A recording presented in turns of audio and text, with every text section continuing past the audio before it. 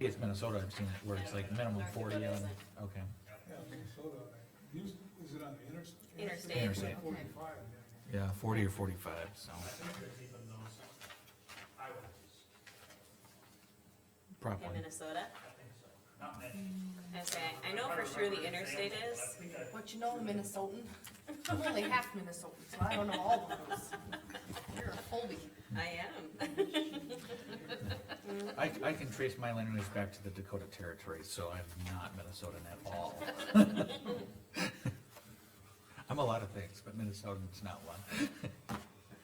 But even both of our labs, we got out of more heaven, so my husband's always, if he does something, he's a Minnesotan. But he likes to give my dad grief. So we went to Minnesota, for Easter, and the, church my brother goes to is very, very Norwegian descent. And I'm like, what is blonde the dominant hair color here? It's evident. It's evident, I'm like, holy cow, I've been living in Germantown too long. Lowry, they live in Starbuck, but it's south of Alexandria, so. We're not too far from you. Okay. See, most of my people I know are North Dakotans, so they don't know where Starbuck is. So I always say, well, do you know where Alexandria is at? Yeah, well, then you're close. Yep. But Alexandria, next time to east. My husband always gets a kick out of all the names, like Pelican Rapids and Coon Rapids, Park Rapids. Park Rapids, Pelican Rapids, those three. Well, my dad's from Sabika, and then there's Wadena, and then there's Nimrod, and there's Monaga. He's like, I don't know where they come up with these names. Well, and then Nimrod Thief always River, makes me laugh when I drive past, I'm like, Osakis, yeah. and then they live next to Minnewaska. Yep. No. They'll come in, okay. All right, it's 9 o'clock, we'll start the meeting, call to order. Start with the pledge. Pledge allegiance to the flag of the United States of America and to the republic for which it stands, one nation, under God, indivisible, with liberty and justice for all. Okay, approval of agendas. Is there any additions? I got one with the deputy treasurer. Will it be added on? We'll have a motion on there. What was that, Rick? Deputy Deputy Treasurer. treasurer To add to the bank. to the signature cards. Okay. Anything else? Okay, we have a motion to approve the agenda. I'll move to approve. Jamie? Second, I'll second, Liza. Jamie, how do you, Aye. Liza, Aye. Travis? Right, I vote aye also.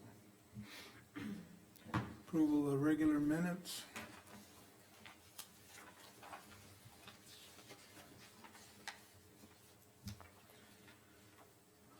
I'll move to approve the March 21st regular, minutes. Is there a second? I'll second, Liza. Got it. Yep. Travis, Aye. Liza, Aye. Jamie, Aye. I vote aye also. Approval for special minutes. I'll move to approve. Jamie? Second, Liza will second. ready? Yep. Jamie, how do you- Aye. Liza, Aye. Travis, Aye. I'll vote aye also. We'll review of our vouchers.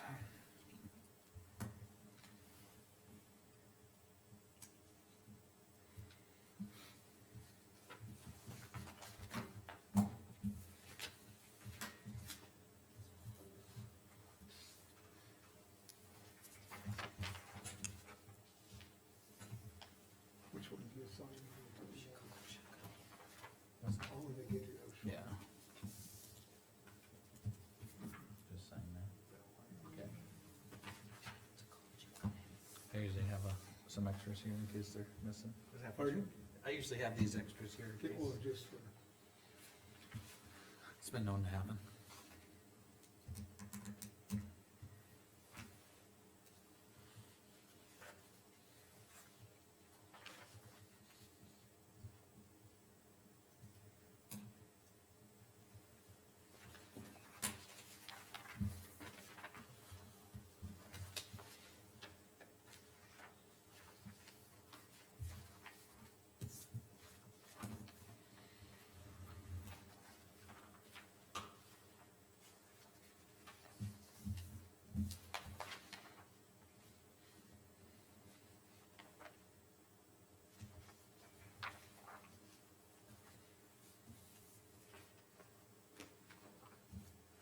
Travis, I'm assuming these are like the easements that Interstate did for the bridge, Yeah, did for they say? Judy and right Sheila? That sounds right. Okay.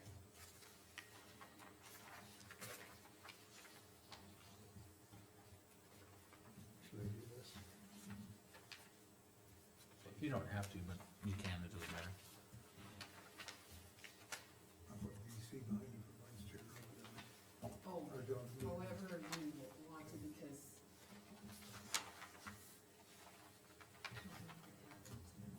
Pardon?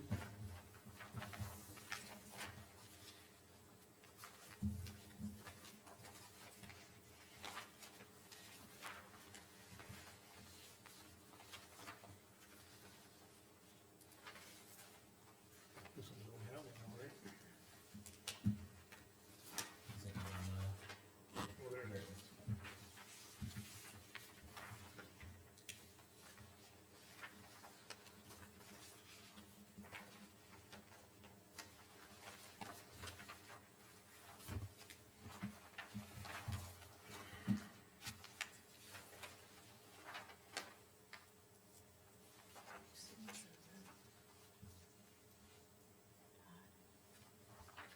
Oh, yeah, no, I see it. Yeah, no, I see it, I see the T. I'm sorry, because the T. I see it now. so when we get to that one at 11 o'clock, be thinking about this.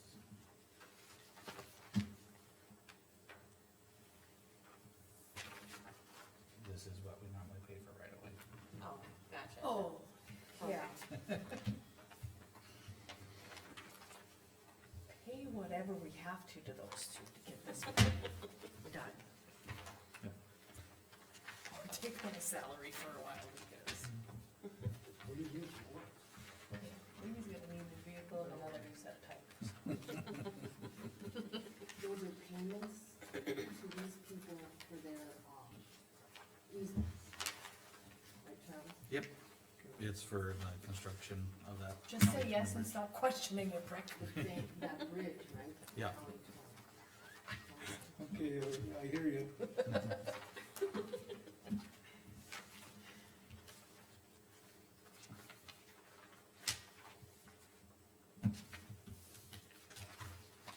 Yeah, I would be all right. I'll recommend this one.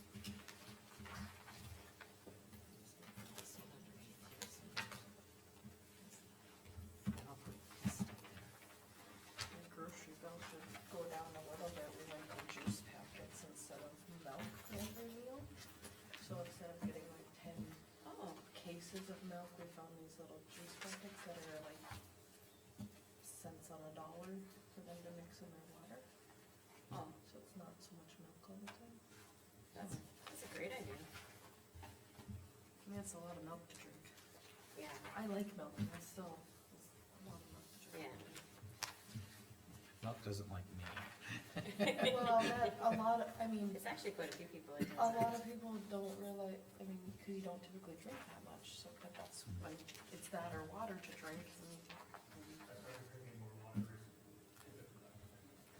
yeah, I mean, I like milk, but I try to, I don't think I could drink it with every meal all the time. No, Growing up, I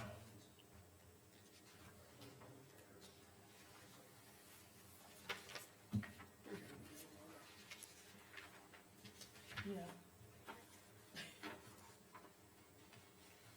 We need to look at Bob's or something.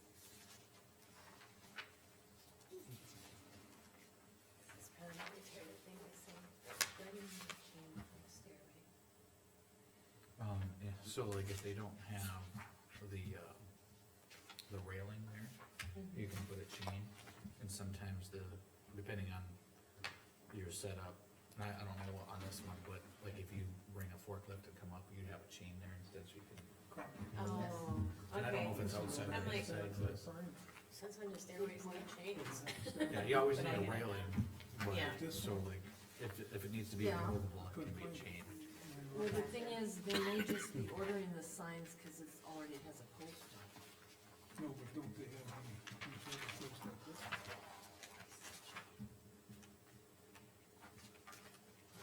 I'll just leave that one out. We can do it afterwards.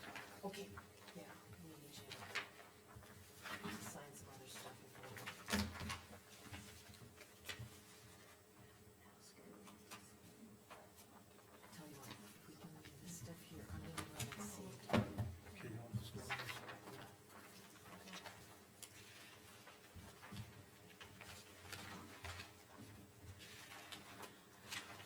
Didn't take long, it happened. I know. So much of dairy savings are we gonna have? I don't know, I do know like I feel like the milk was like $1.10 or something a carton or something to that effect, and these juice packets were like less than 10 cents or something, I may be wrong, but it was something to that effect to where it was, And when you have it for every meal, Yeah. for every inmate, that's a lot of money, actually. And then for our lactose intolerant ones, there's the almond almond milk. breeze. Yes, I've got a few. Almond milk.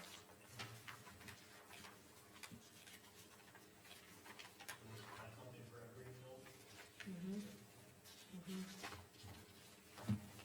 All I can say is I've been drinking a lot of And water. they get two, like, they would get 2 cups in the morning, cause they get 2 cups and 2 cartons in the morning, one for their cereal and one to drink. So then they'd be getting 2 cups of them, I mean.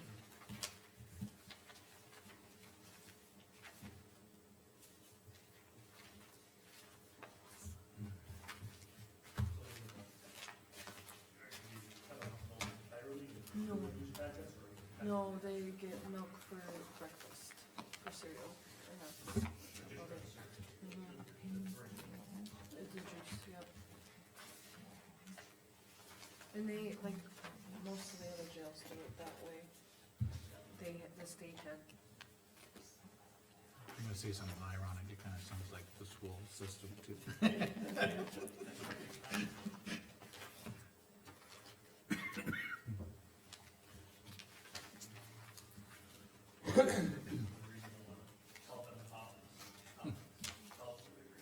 Yeah. You're right, yeah. I know.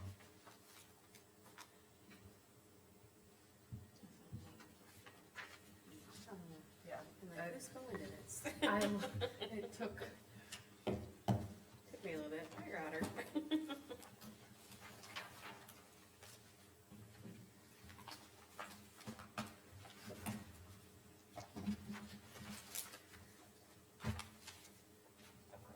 didn't we just do the papers subscription?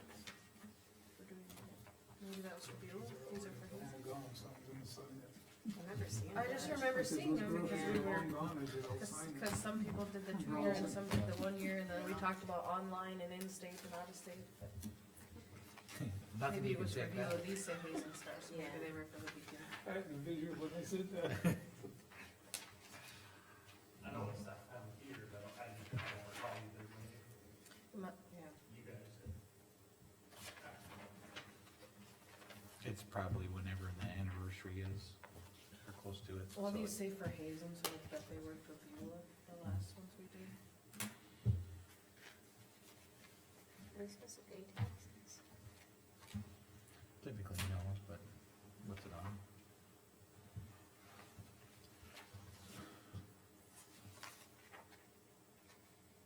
That's a good question. Adobe subscription.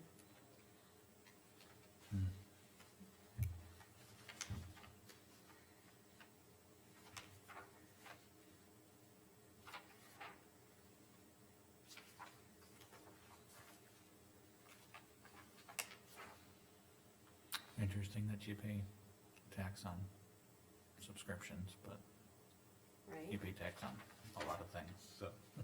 right.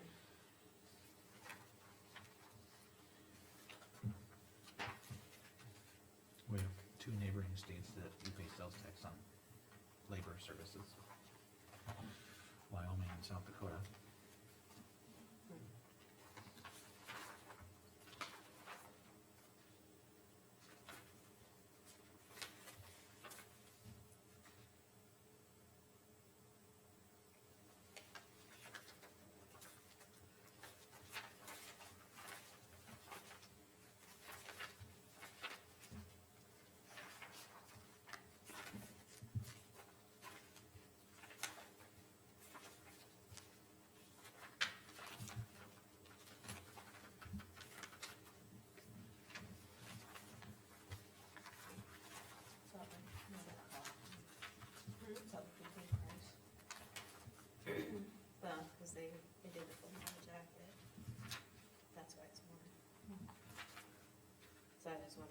duty ammo, or, cause this should only be duty ammo.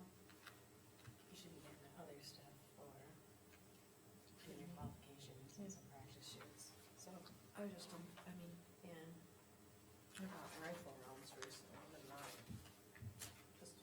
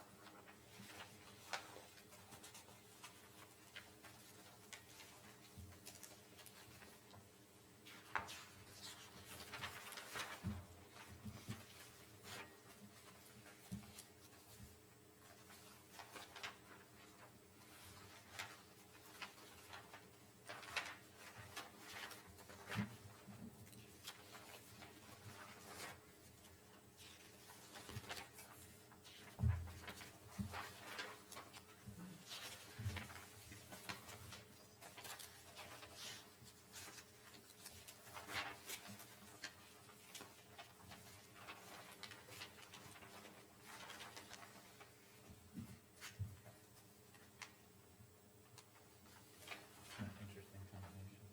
right?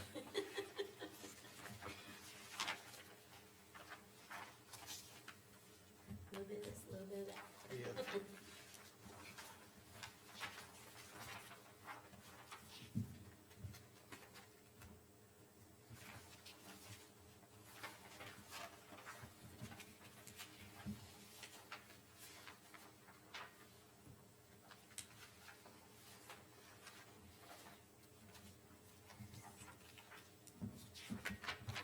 So Dan, do they have, paperboy routes anymore? Not really. The first 2 or 3 years I was here, actual employees who came and who got into their jobs. But they discontinued that not too long. Probably for our lack of help.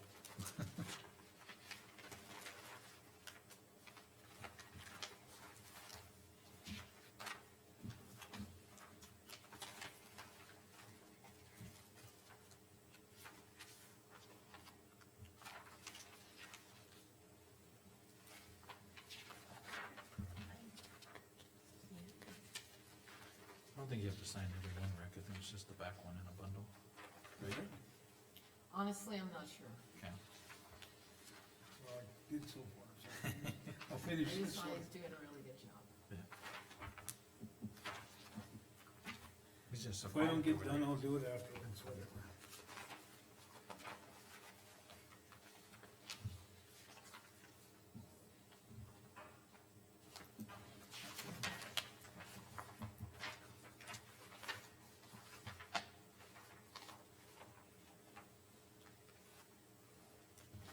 Yeah, Mark told me about this one.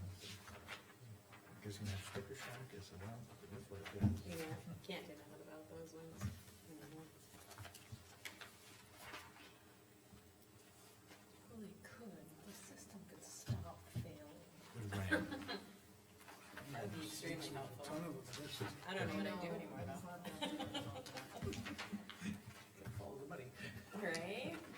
stuff the you list have. afterwards or whatever. Yeah, okay. So I know Mark's got stuff for you at the office. It's hard to find. Okay.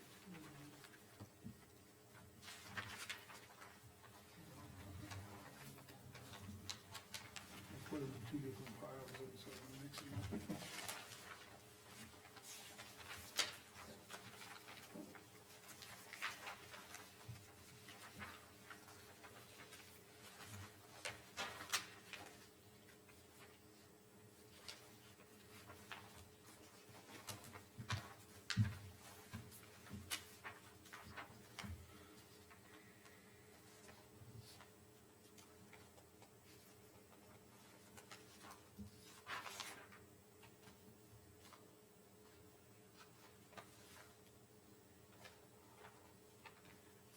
Thank you. Here's all of mine.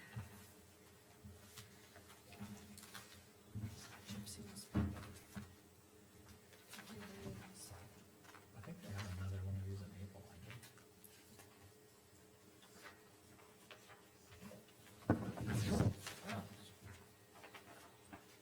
I don't have a farm, but it'd be good information to know. Yeah. All the people involved have to be ready and willing to discuss. You two will have to sign that. Yeah, as I said, I don't. But my parents do. Make a separate stack and I'll leave these afterwards.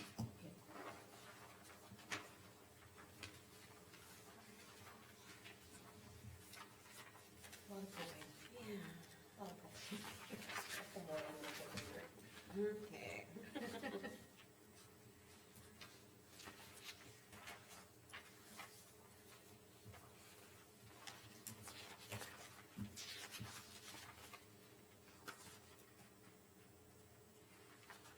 I kind of dropped the ball on that one this morning, but I didn't pursue further in January, right, so mowing moving on, just the county highway department doing more mowing.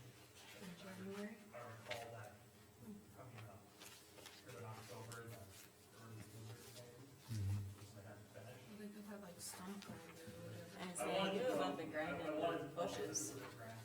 I was thinking it was lovely, like, I really shouldn't even pull it over. right? I think they got, isn't that what? It was they like got, the stump bushes. grinder and Yeah. like the brush You hog know, and. so that they could get those cleared out so that they wouldn't Which still, drift in so much, yeah. you could do that. I could tell you a story about this Well, road I had said that to, from This about is like, 50 years ago. that's you what I wanna- thought, Yeah, okay, yeah. that stuff was for Judy.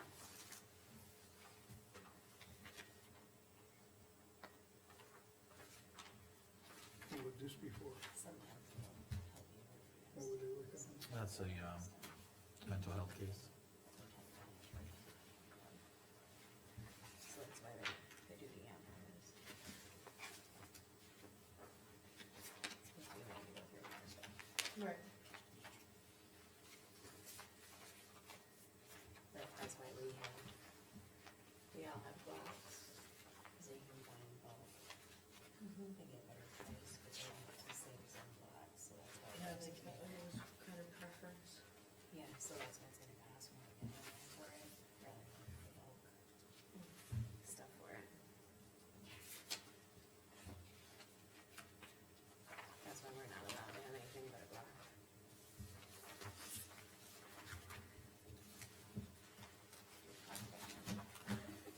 Kinda sounds like a Henry Ford statement. You can have whatever color vehicle on Model A you want as long as it's black. Right? I like a big block. I mean, I love my block, it's easy Post. done, yeah.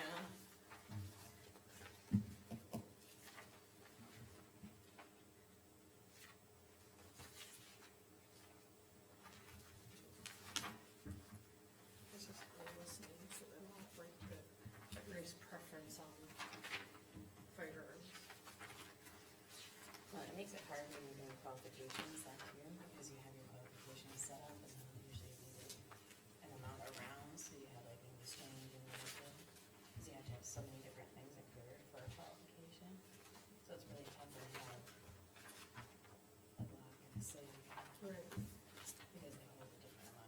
Right, they're all really good. Yeah. Well, even Knoxville different, that was 17 or 19. Yeah. Yeah. Yeah, so- like a 43 and a 19 can hold the different amounts.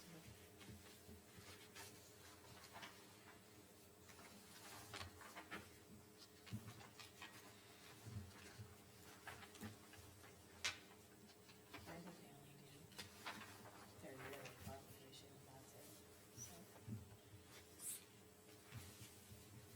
I don't think they do. It's like we have to do a winter shoot and I thought we'd make it once, but we didn't. This plow truck is in there every single time. Yeah. Need to get a different one.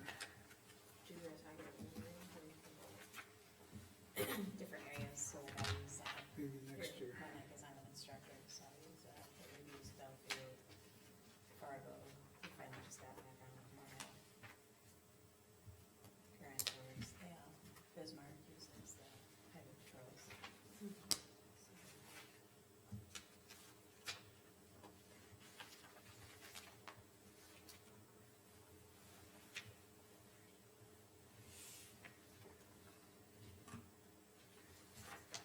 Name of the DOT is info too. More like us, so. At least do winter shoot and a little night shoot too. And it really doesn't take very long to do it. Cause like our qualification is 50 gallons. But then like our low rate, our winter, we're only 30 or 40, which it is, so. Not bad. I'll move to approve the bills. Rick's still looking. When he's done. What do you wanna do? I'll motion to approve the bills. Okay. Well, we're down to the Verizon bills that are already gone, so.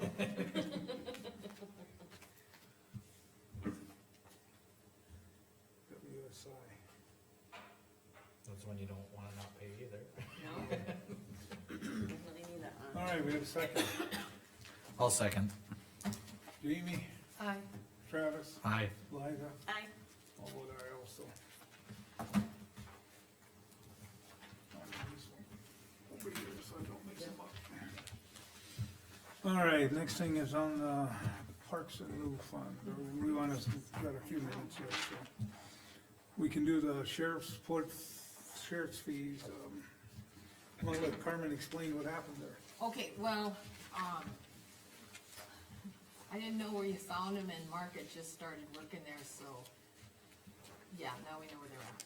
So, they come in through the receipt, so I wanted to make sure we got every single one of them there. So it's a good PR for the sheriff's office through the January through December. He received $493,032.62 on that housing and sheriff's office fees, and then the last 2 months, we got $35,246.51. And then it'll be, once a month from now on? Yeah, absolutely, yes. Okay, do we have a motion to accept? I'll move to accept the sheriff's fees for July 23 through February 2024. We have a second? I'll second. Jamie.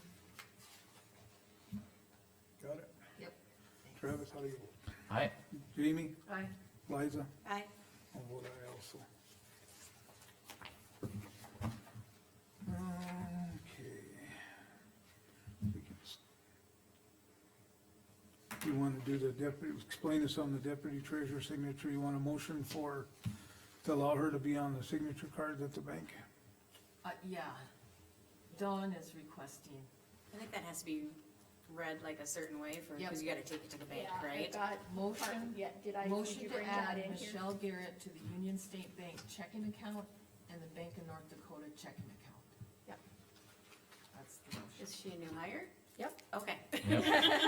Now we're just Yeah, randomly she's assigning. starting today, so, those are the two that I need her on the most, because we write checks out of Bank of North Dakota, and I need to allow her to have access to the check deposit system and the net teller, so. You said Bank of North Dakota as well? Yep, Bank of North Okay. Dakota checking and USB checking. Okay, I will move to add Deputy Treasurer Michelle Garrett to the Union Bank, the Union Bank of North State. Dakota, and, okay, she's got Union Bank here. Oh, sorry, Union State, sorry. Union State Bank and Bank of North Dakota, accounts. I'll second. So Union State. Union State Bank, Okay. Is there any more discussion? And the Bank of North Dakota, Yes. correct. right? Yes. Yes. Okay. Any more discussion? Travis, Aye, Jamie, Aye. Liza, Aye. how about I also? Thank you. Okay, Parks and Roof Fund, we're 1 minute up, that's fine.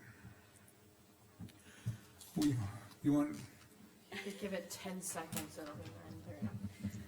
explain your numbers and we'll go from there, I guess. Okay, so did everybody has a copy of this, correct? yes. Okay. Do you provide readers with this?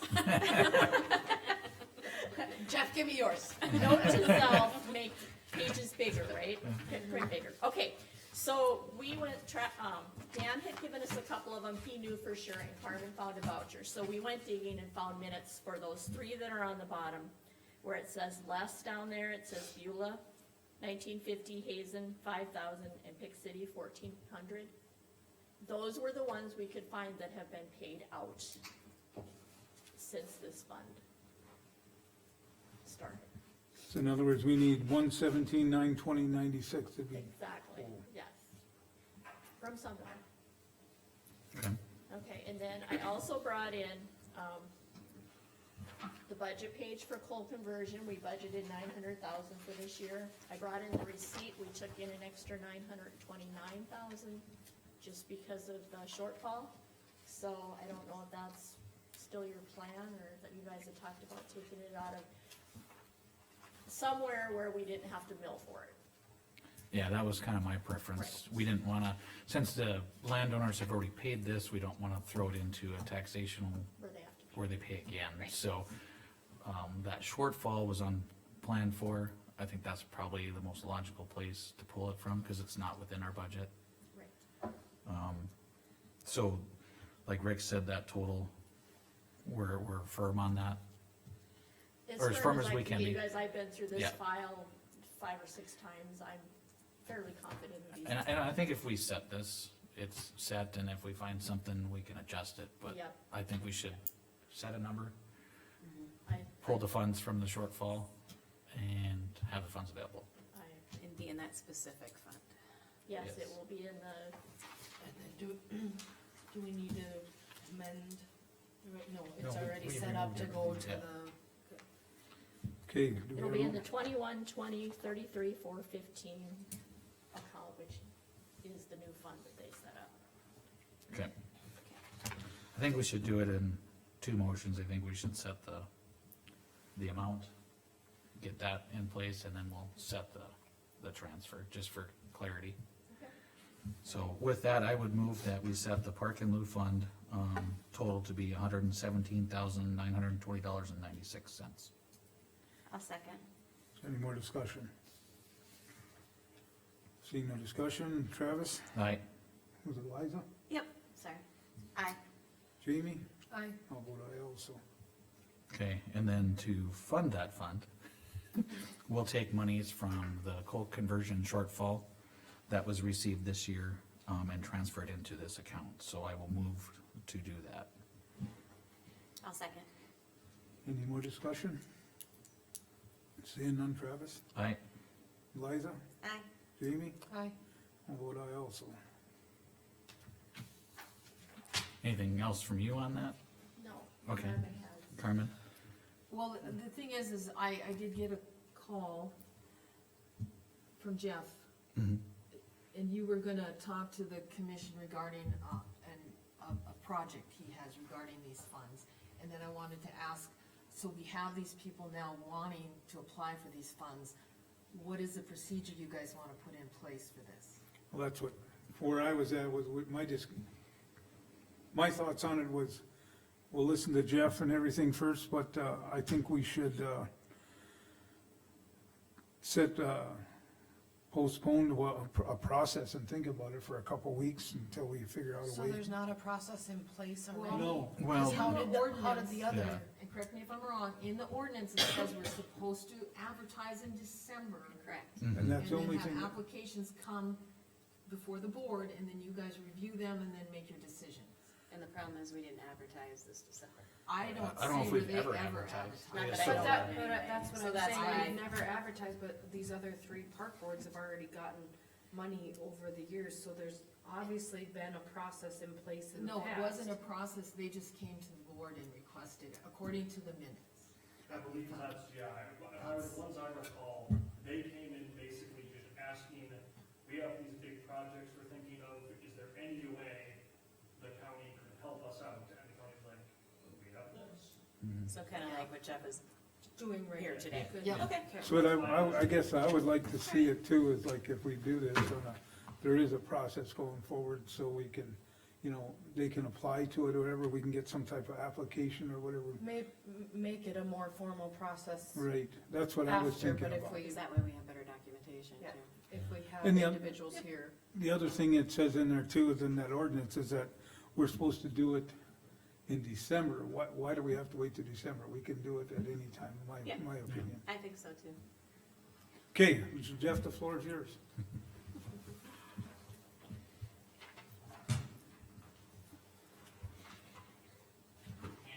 Oh, thank you. Thank you. Thank you. Thanks, Jennifer. Well, good news, you guys do have an extra $750,000 left over. To fix other things? Yeah, yeah. I'll take $725. All right, so, first up, so I appreciate you guys having me here. I just have a couple of prepared things. I handed you guys, or gave you guys a handout for you to be able to review. Commission President, Commissioners, thank you for taking the time to allow us to present this information to you today. Last year, after our organization purchased the Dakota Walleye Classic Fishing Tournament, we began to take a deeper dive into the recreation accessibility at Lake Sakakawea. As I'm sure you all know, Lake Sakakawea stretches over 170 miles in length, has over 1,300 miles of shoreline, and is the third largest reservoir in the United States. It is the largest outdoor recreation draw in North Dakota. Mercer County ranks second in total square miles of waterway, and between second and third in total miles of shoreline.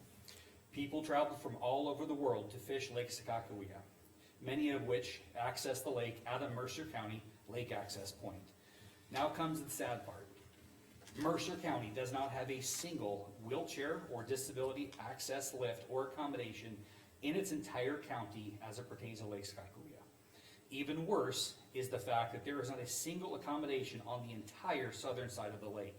In fact, there are only 2 on the entire lake. The country's third largest man-made reservoir with 1,300 plus square miles of shoreline, and it has exactly 2 dedicated spots for persons with disabilities lake access. For comparison, our local grocery stores have more dedicated disability access than Lake Sakakawea.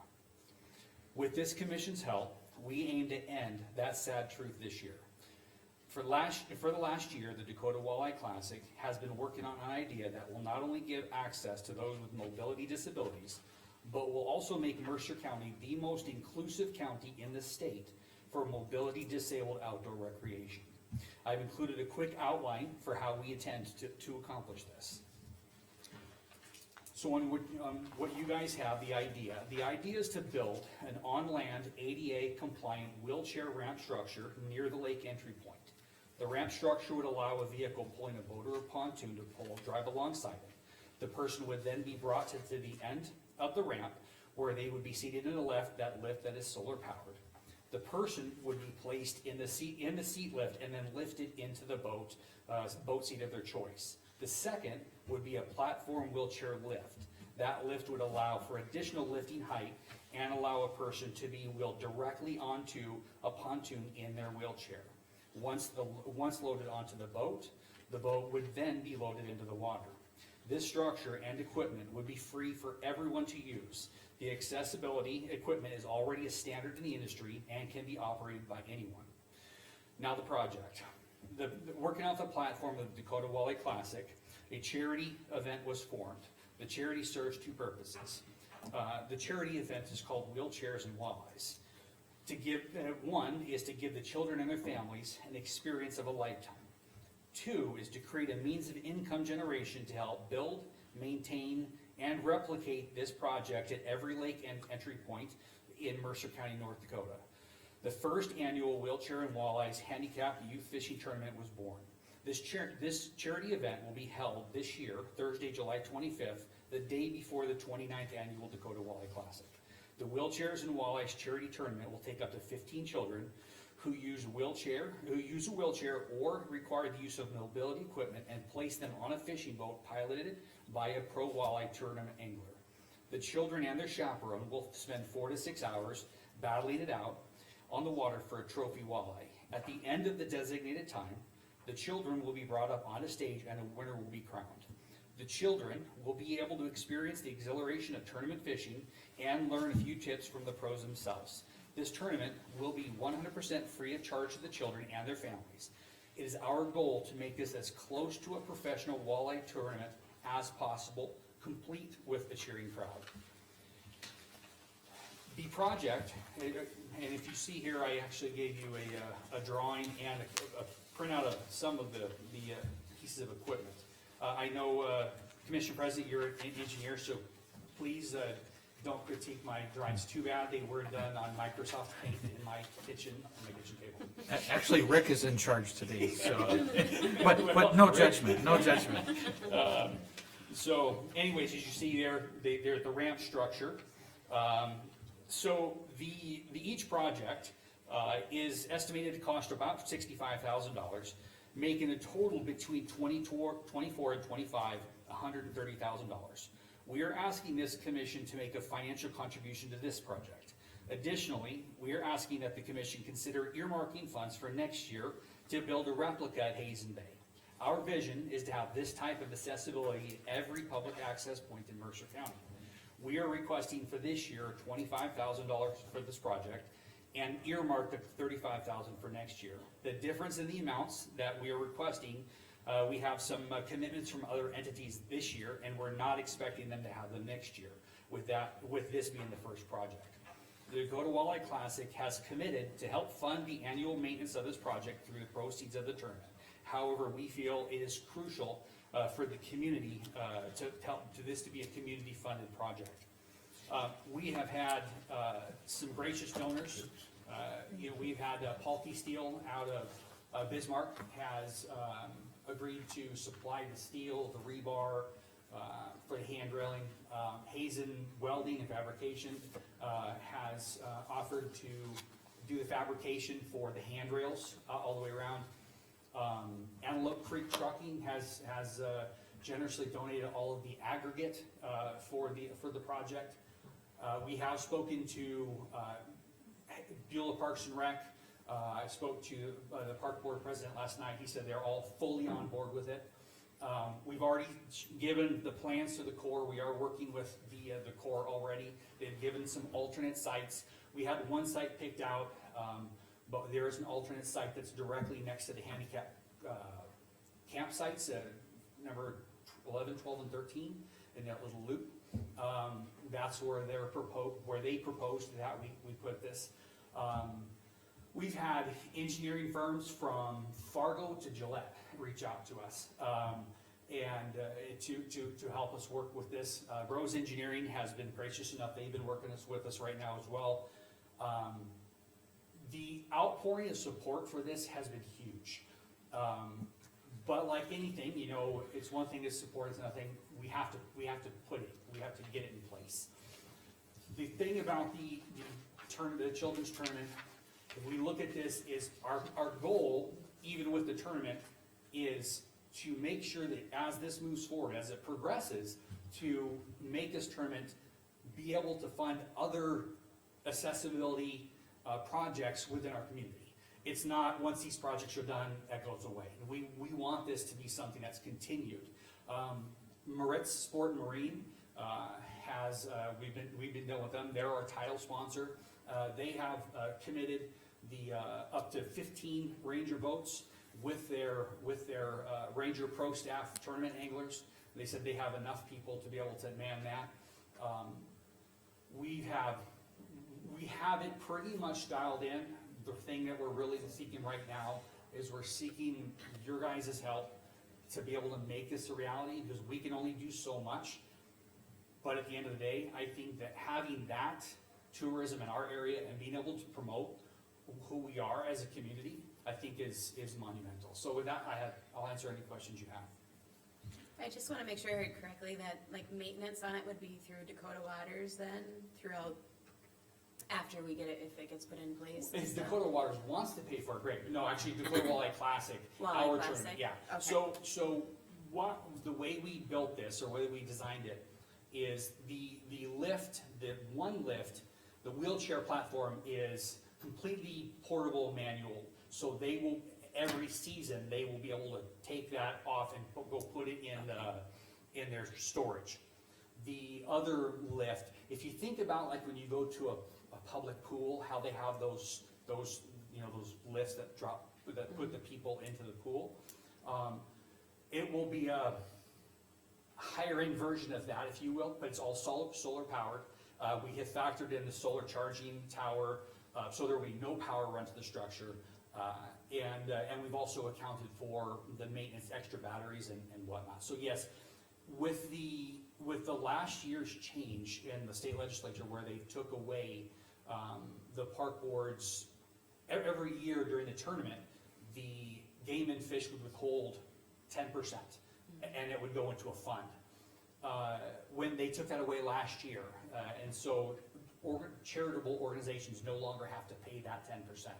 We have committed to the Beulah Parks and Rec 10% of our registration, no matter what, as long as we're at Beulah Bay. So that accounts for about $7,000 a year. We have committed that, no matter what happens with game and fish.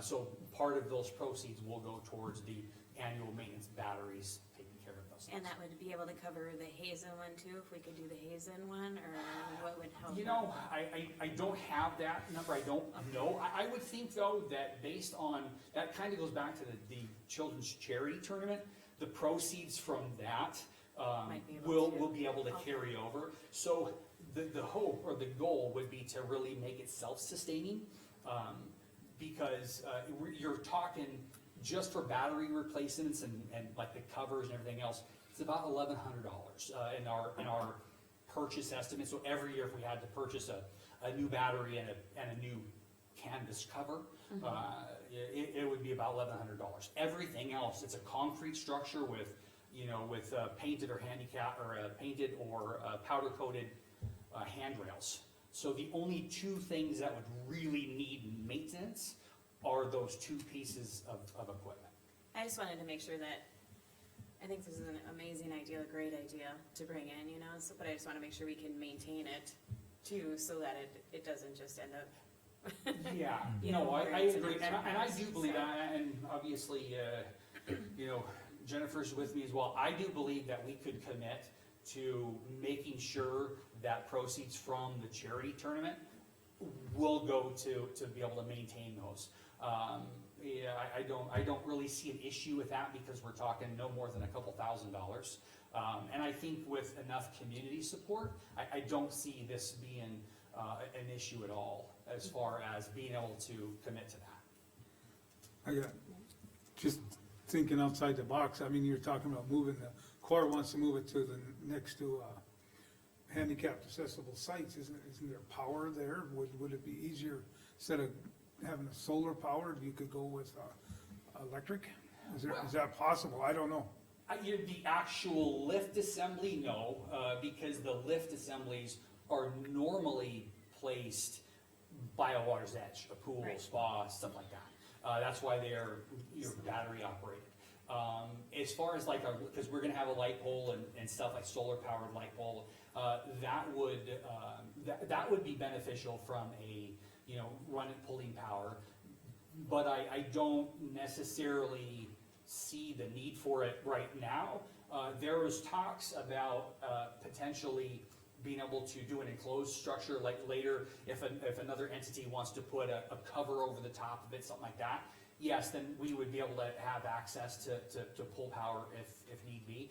Where the Corps suggested is significantly better than where we had originally had planned for it, because there is a light pole right there. There are the 2 handicap spots that are right there, and it's right on the main road to be able to go to the ramp. It's definitely beneficial, and it could be done at a later date.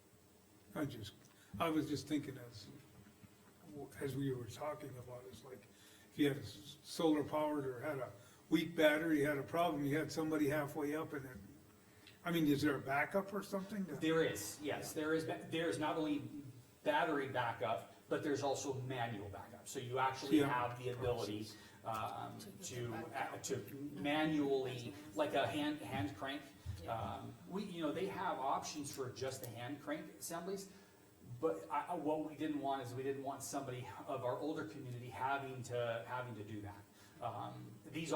The lift is rated to 400 pounds, and so we had 2 options at 300 pound, 400 pound. We felt just it'd be best to be able to go, to be able to serve a broader, public. But yeah, so all of those are built-in redundancies. I guess the other thing too is that with conversations I've had, is there's other factors besides just wheelchair people or whatever. Example I thought about is like, my mother likes to go on the pontoon or a boat.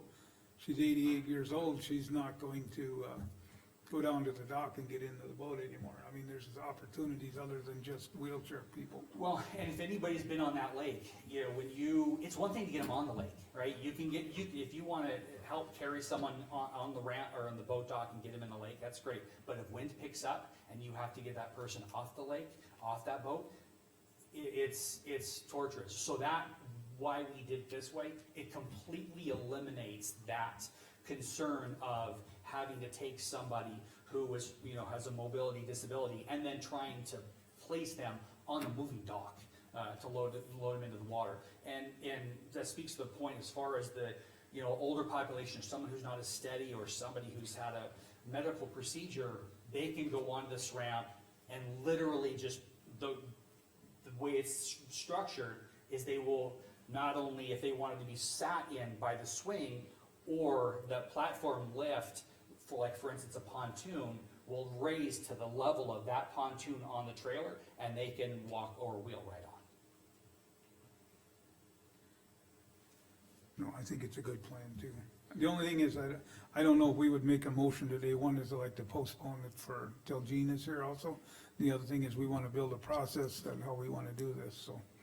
I mean, we got a little bit of time, but I would like to have it on the next meeting unless the commission, the rest of them feel different, that's up to them. You guys have any problem doing it today, or? I guess I don't have a problem doing it with it today only because, past park boards have done it over the years, so I agree to set up a process for the future, but I don't feel it to be a hindrance for today, but.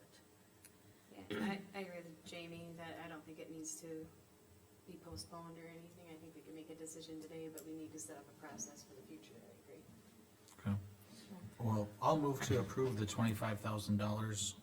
What's the actual entity we would send it to? Lignite Veterans Memorial Park Foundation, Okay. LVMPF. Yeah, I chose the. You got that, Carmen? I You got it recording? Okay. I will move to approve the, They live. yeah. Jeff's number, I'll So- second yeah. Jamie. And I just appreciate you guys looking into this and getting this set up. I think it's gonna be a great addition to our community, and I think it's very much needed, so.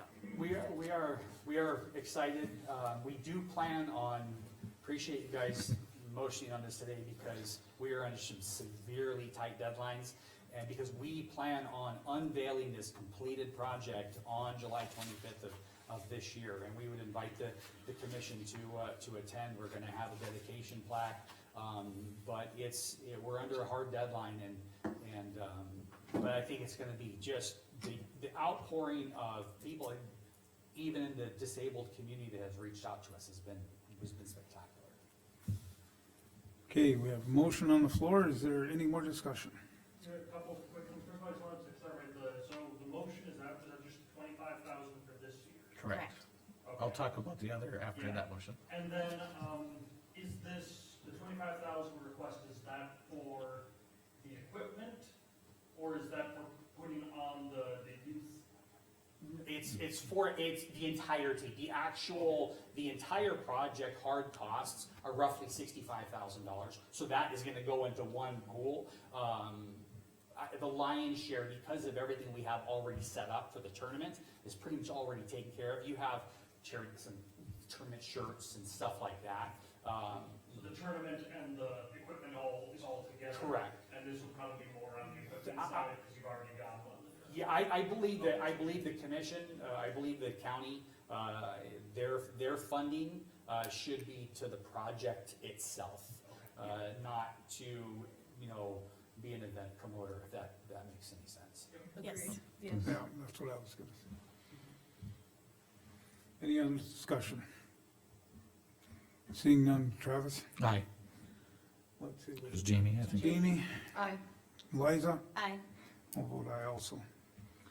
And then what were you talking about next year? I didn't write that down. 30,000 or 35? 35,000, that is, we have plenty of time to go over that, because we may get such, support from corporate entities that's not, that's 35,000 is not needed. I think it's important for the county to do something, just because it shows their involvement, but, that can definitely be addressed at a later date, cause it may not be 35, but that's our estimation. Okay. Carmen, can you just put in our preliminary budget 35,000, and then we'll talk about it at budget time? Do you need a motion for that, or do you want? No. Yeah, I'm just thinking, if we're gonna earmark it, it has to come out of the Parks and Loop. Right, but I mean, within our budget, we have, pluses and minuses out of different funds, so it won't be part of a mill levy, it'll be part of a basically be special. budget on the Parks and Loop fund. Correct. That's what we're looking at. Okay, Yeah. got it. So then we'll discuss it during our preliminary budget, then our final budget, so if there's anything that changes between there, and then it's a budget, so Yeah. we can have it in the budget, and it's not a mill levy, it's not a taxation, it's out of a fund that's funded by non-taxpayers. No, I agree, and believe it or not, I've actually had developers, the only reason why we even found out about this tax, the Parks and Rec fund, is because developers had reached out to us and said, hey, we pay into this, we would like our portion to come out. I mean, that's how much community involvement there is. There's actually been developers that have contacted us and asked us to come. I didn't even know this existed until they came and approached us for it. So I think that's how important it is for our community. So thank you guys, I appreciate it. Thank you. Thank you. Anything else, obviously, know how to get hold of us. Yes, and I'll confirm everything before we take it. Okay, thank you. Yeah, thank you. Thank you. Okay. Ken, you're up next. No, No, landfill. I know Landfill, Tammy oh, and sorry. Sherwin. Sorry. Landfill capping project. We're a little bit behind schedule. I was looking think at we the 10 can, o'clock. I think this won't take long, Yeah, so. Yeah. Excuse me. Sherwin? I'm hoping he's got better news than the last. Chairman, He does, Commissioners, he does, he comes with good news. thank you. Hopefully this will be a short discussion. As you recall, the last time I was at the commission meeting, we had advertised for bids. On the first round, we did not receive any bids. Following that, we rescheduled, we adjusted some dates in the project documents, to push it further out into the fall, hopefully to gain more interest. We also advertised on a virtual bidding site, in addition to the hard copy bids. This round, we did receive 3 bidders, or 3 packages. We were able to open 2 of the packages. One package from Northern Improvement and one package from US Site Works Incorporated. Northern Improvement is the apparent low bidder. We had one base bid and then one alternate bid to use a soil amendment product to help conserve topsoil on the site. Both bids were below the engineer estimate from Northern Improvement. And in the documentation that I provided, I believe there's the bid tab with the individual bidding numbers. I guess at this time, my engineering recommendation would be to accept the bid from Northern Improvement with the soil amendment alternative for $282,998.88.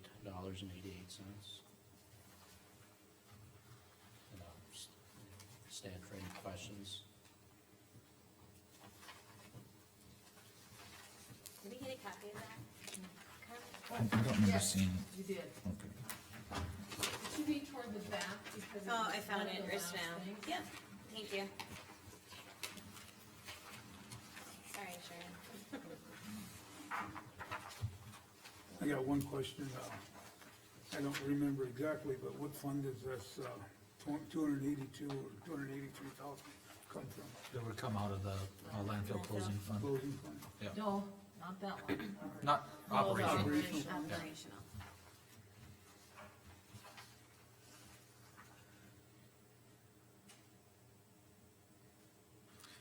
I'll move to approve the Northern Improvement bid, per Sherwin's recommendations. Is there a second?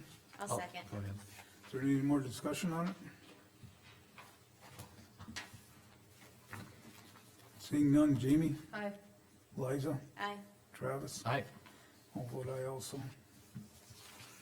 That was easy. Thank you. Thanks, I did Sherwin. have, Thanks, Sherwin. The notice of award form, Okay, that would be signed, and then I'll get that to Northern Improvement and put together the paperwork The process. bid for it. opening online, it was really a nice little process and Mm-hmm. Sherwin was helpful and it went well. Thank you. Thanks, Sherwin. Thank you. Thank you. we'll be in touch. Now it's actually 10 o'clock and it is Ken's turn. Yeah. I will move to close the acceptance of bids for the annual bid letting for the highway department. I'll second. Jamie? Give her a time there. Yeah.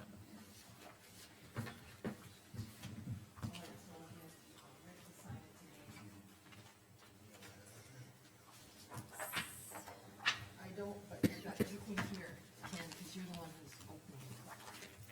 Like we did last year.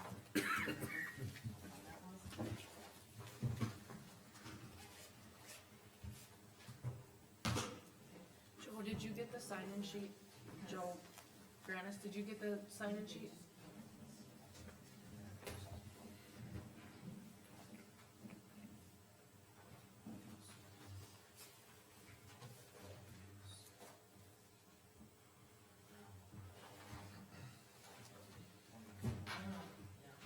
Who seconded? I did.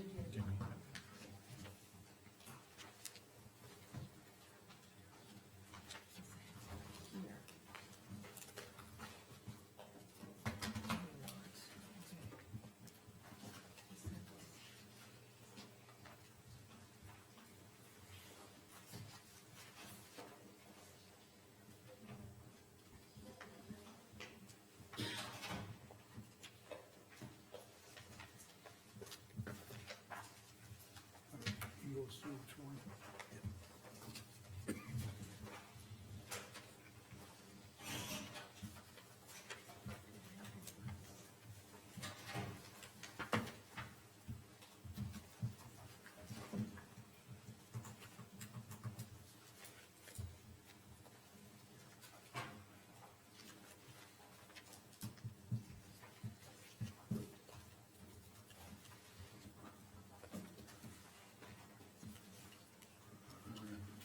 Okay, Colin.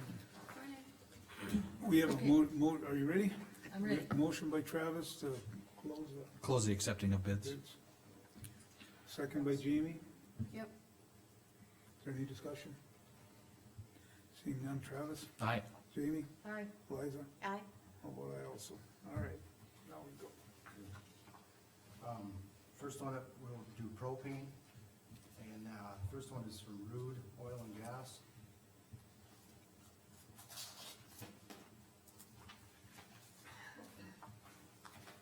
It's $1.19 per gallon for all the locations, $1.19.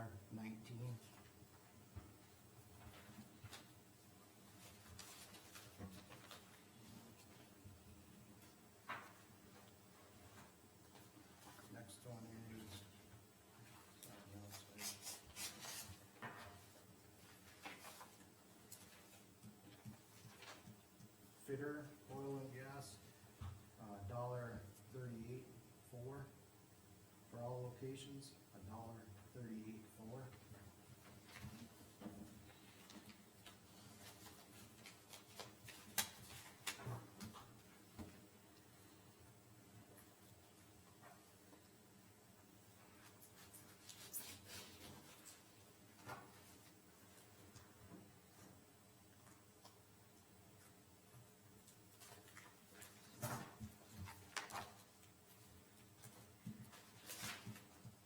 And the next one is Feral Gas, they're at, for all locations, $1.44.9.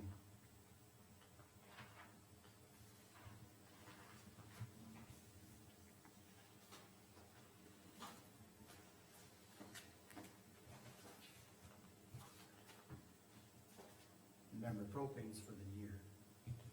Yep. Next, we got diesel. and That's gas. only 3 for propane? Say again? That's only 3 for propane? Yes. Okay. No, Diesel we and do have gas, it, that's spot price. Pardon? I think the first one is crude, oil and gas.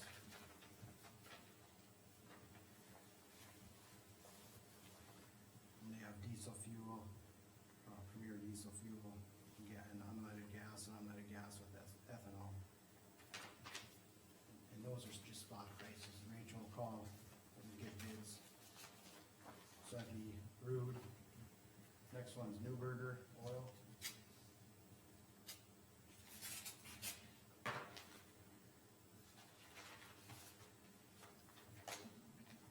They also have number 1, number 2 dyed, and then unleaded gas, and then unleaded gas with ethanol.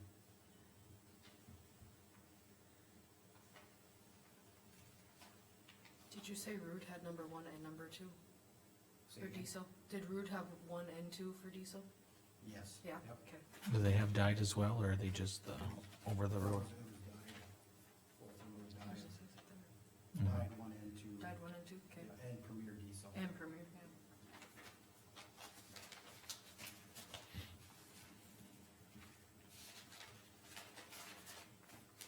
And the third one.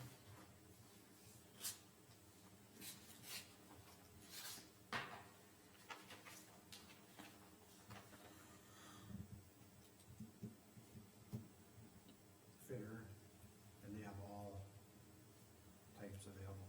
Diesel number 1, 2, dyed, Premier diesel, bio, 1 and 2, unleaded gas, and unleaded gas with ethanol, 10%.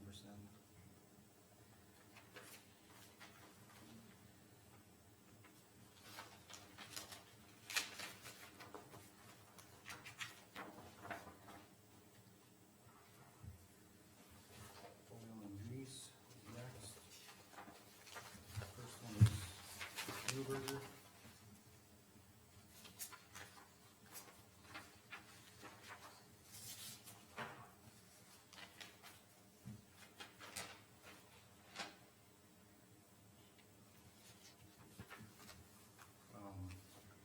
They'd have, total comes up to $10,990. 10,000 what, 990? $990. But then, do you have that dug for the barrels as a return? Your total price is at $10,990, but then with the deposits on the barrels, then you gotta figure there's that again for $13,000.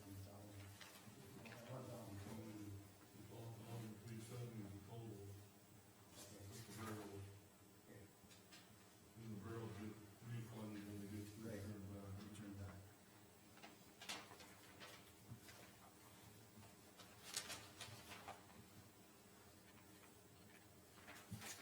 And he's got all the ones that we have spec down there, but.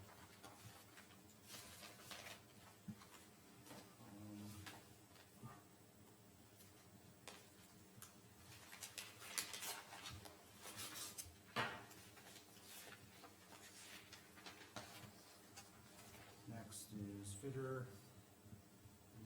It's 13,772.86.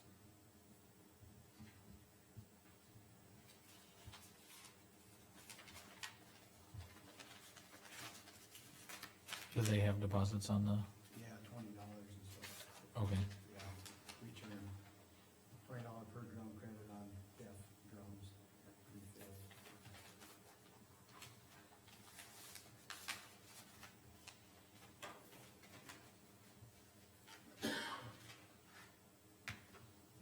And then the last one is road.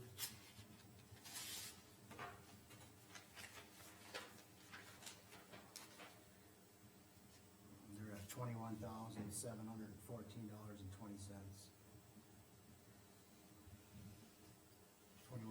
$21,714.20.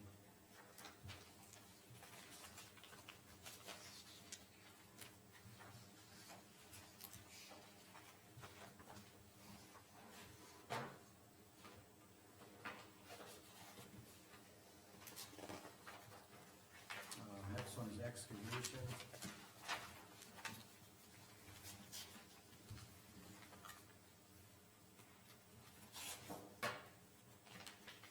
Hanson's excavating, they're out of Minot.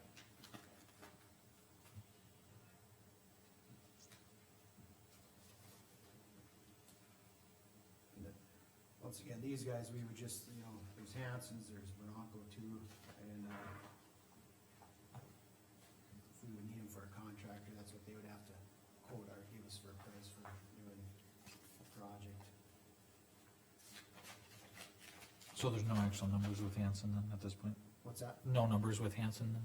Well, They're they just do, on the but proof? it's- Okay, Yeah, we don't really, gotcha. and then the next one would be Bronco, Dickinson.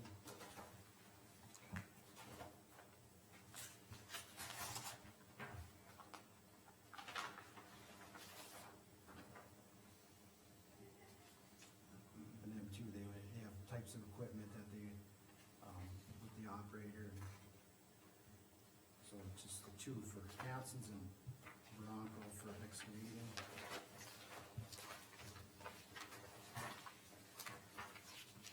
Equipment rental.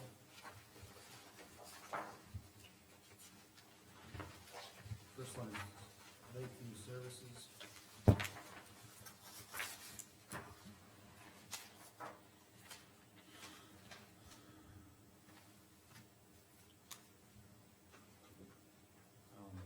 They got cranes, scrapers, or excavators, side dumps, belly dumps. Their side and belly dumps are $135 per hour.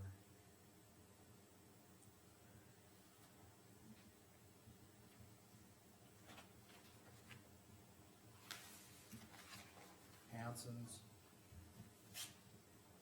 excavating out of Minot.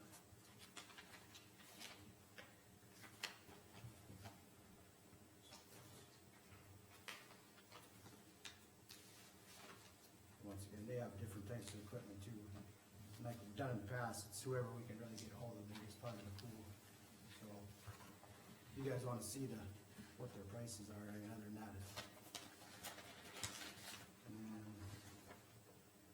Tanner Erickson, Coyote Creek Truck out of Zal. That's still equipment? Yeah. Okay. Yep.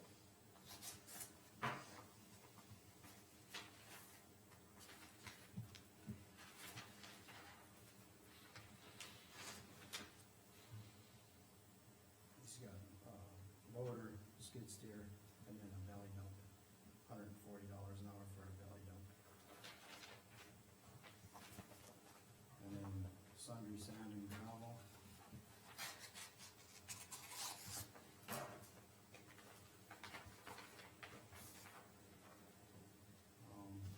A snowcat, that's at $385 an hour.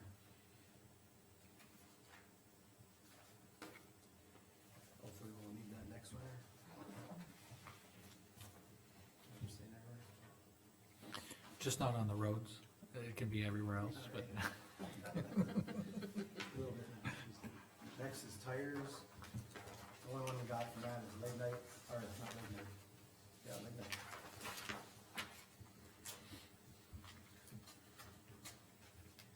No, it's not. The tires are, priced too.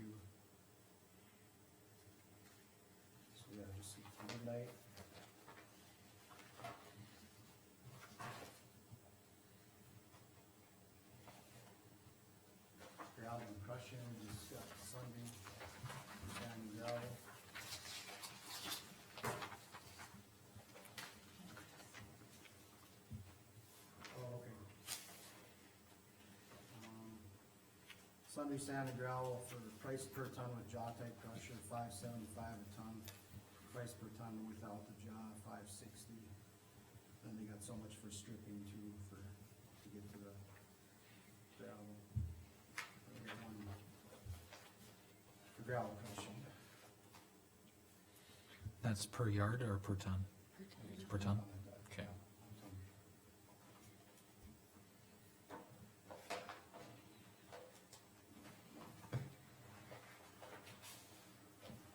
Metal pipe. Contact, What was the name? contact. Contact.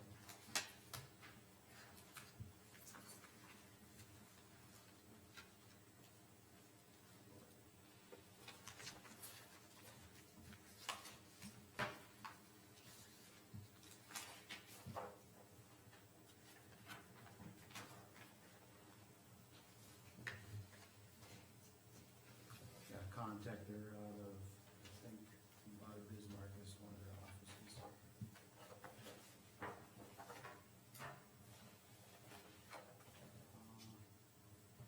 Lawn care. S&M. What was the name of the company? It's S&M, isn't it? Okay. Kind of, it looks like an S, doesn't it? They're out of center. I think so.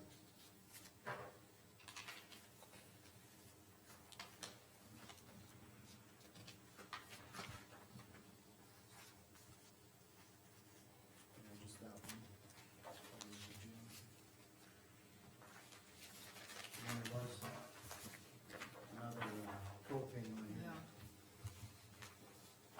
Permanent up there, so propane. Farmers Union of Beulah.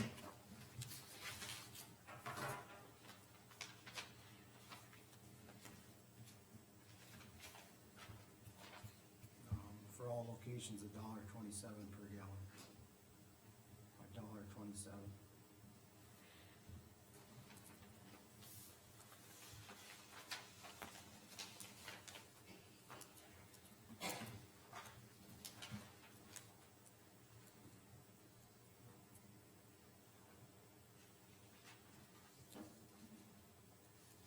That's all for that. Okay. You need a motion on that? So, We usually review them Yeah. and then accept them the next meeting. yeah, he'll review whatever, all the numbers and stuff, and then have a printout for us at the next meeting, so. Go through it. All right. Next step is, permission to bid the motor grader.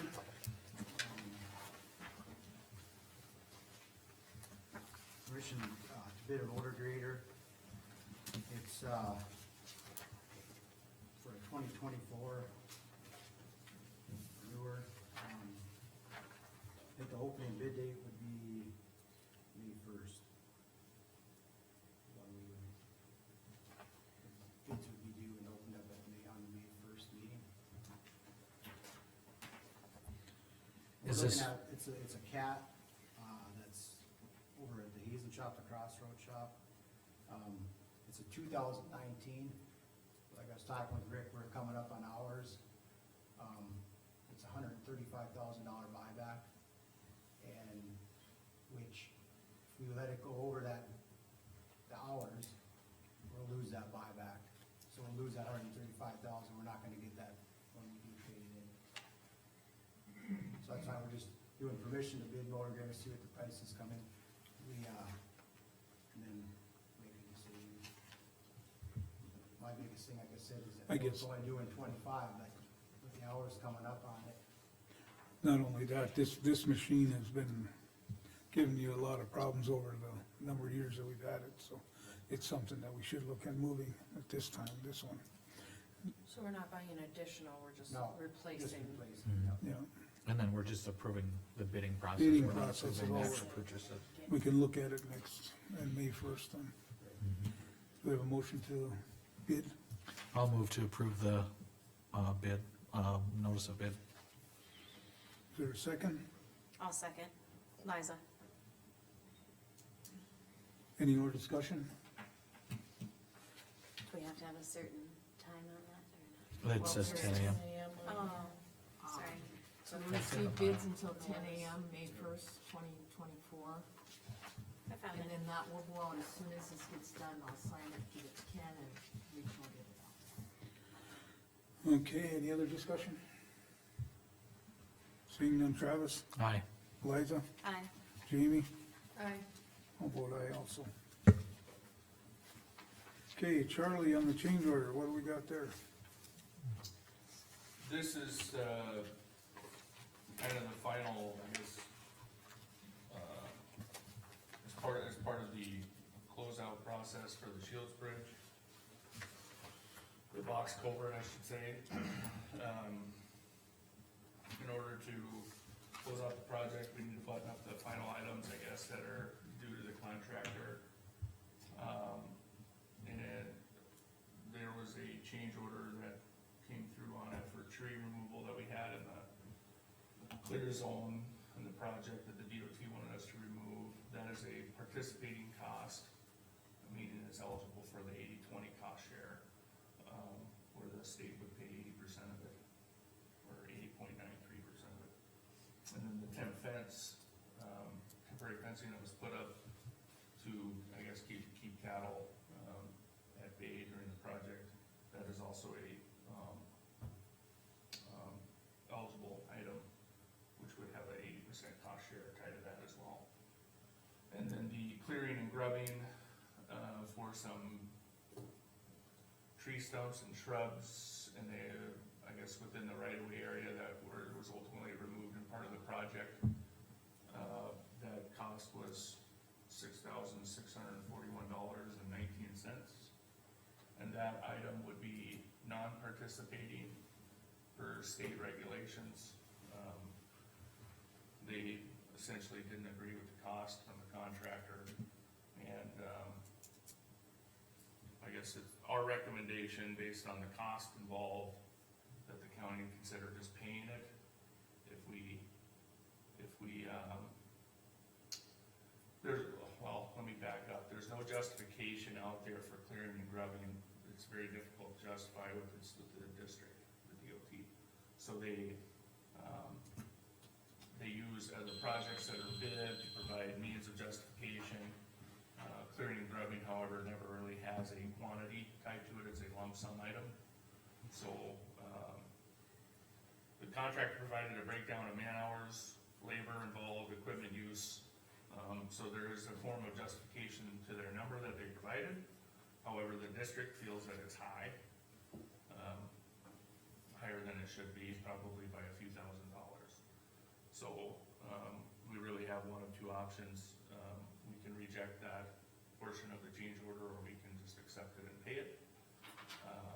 If we reject it, it's entirely likely, possible, I should say, that we ultimately potentially spend more money fighting, the argument of the cost associated with that item with the contractor, by the time it's all said and done. And that's really our thought process. We did talk to Ken about it, and we let him know that,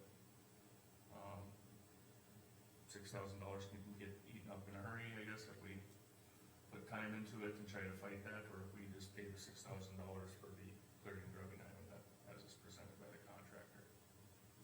So that is the only non-participating cost, the $6,641.19. The tree removal and temp fence are participating costs. Those are $2,956.14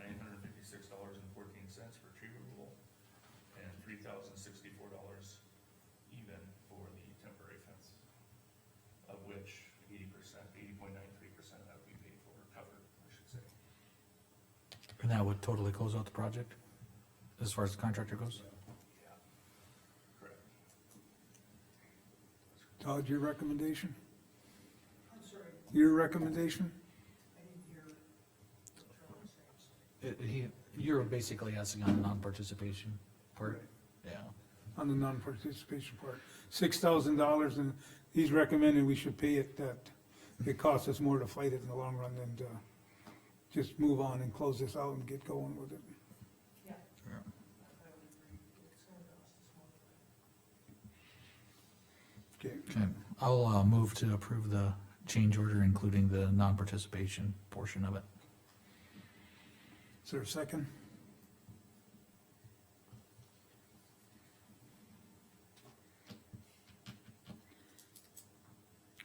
I'll second the motion for discussion anyways. On the discussion of it, what are you guys thinking then? I don't disagree that it's gonna cost more than $6,000 to fight it, but I'm just not sure why the cost is so high that the DOT doesn't agree with it. Why the Cause you said it was contractor a couple of is, $1,000s high, right? That was the indication we received from Jason Fisher in our discussions with him. He felt it probably should have been closer to that $3,500 to $4,000 range, if I recall correctly. I don't wanna put words in his mouth, but. What And was the, go ahead. There's no way for us to just pay $4,000 towards it, or not? Yeah, I think that, I guess I certainly understand the county's stance on that. You know, we don't wanna set a precedent for accepting things like this. and I think my fully- hesitancy comes with like the whole muck excavating Yeah. and like the Yeah, other troubles we've had with this project that probably didn't need to be. right. So you know, the uniqueness of this particular bid item is the method in which it is paid for, standardized, in a standardized way. It's a lump sum item, and it's hard to provide justification to that. Where or how the district is justifying their opinion on the cost was not portrayed to us. I guess we didn't get that information.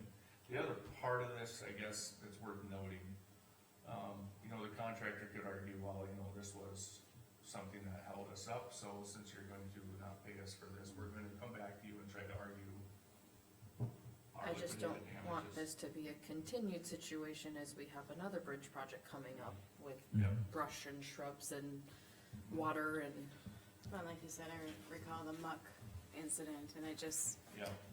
concerns me to just give money What when was, there may not be I've got a couple justification. thoughts that might help the board. Contractor's claiming 6,000. There's some discussion, it shouldn't have cost more than 4. If the commission would want, say, all right, we'll pay the 4 that DOT says it should have taken, but it's gonna cost them more than $2,000 to fight over that $2,000. Because as Jamie's pointed out, setting this precedent of just, well, if you don't get your way one place, throw in these extras for things like this.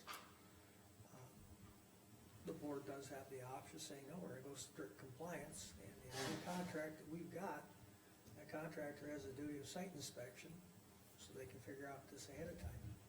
This brush, I'm not expecting it to have been a surprise that it grew from the time that the project was proposed until we finally got around to it. So, yeah, it might cost us more than 6,000 to fight it, but sometimes there's more at stake than the amount of money we're fighting for. I mean, I don't recall a ton of trees and brush being out at the site.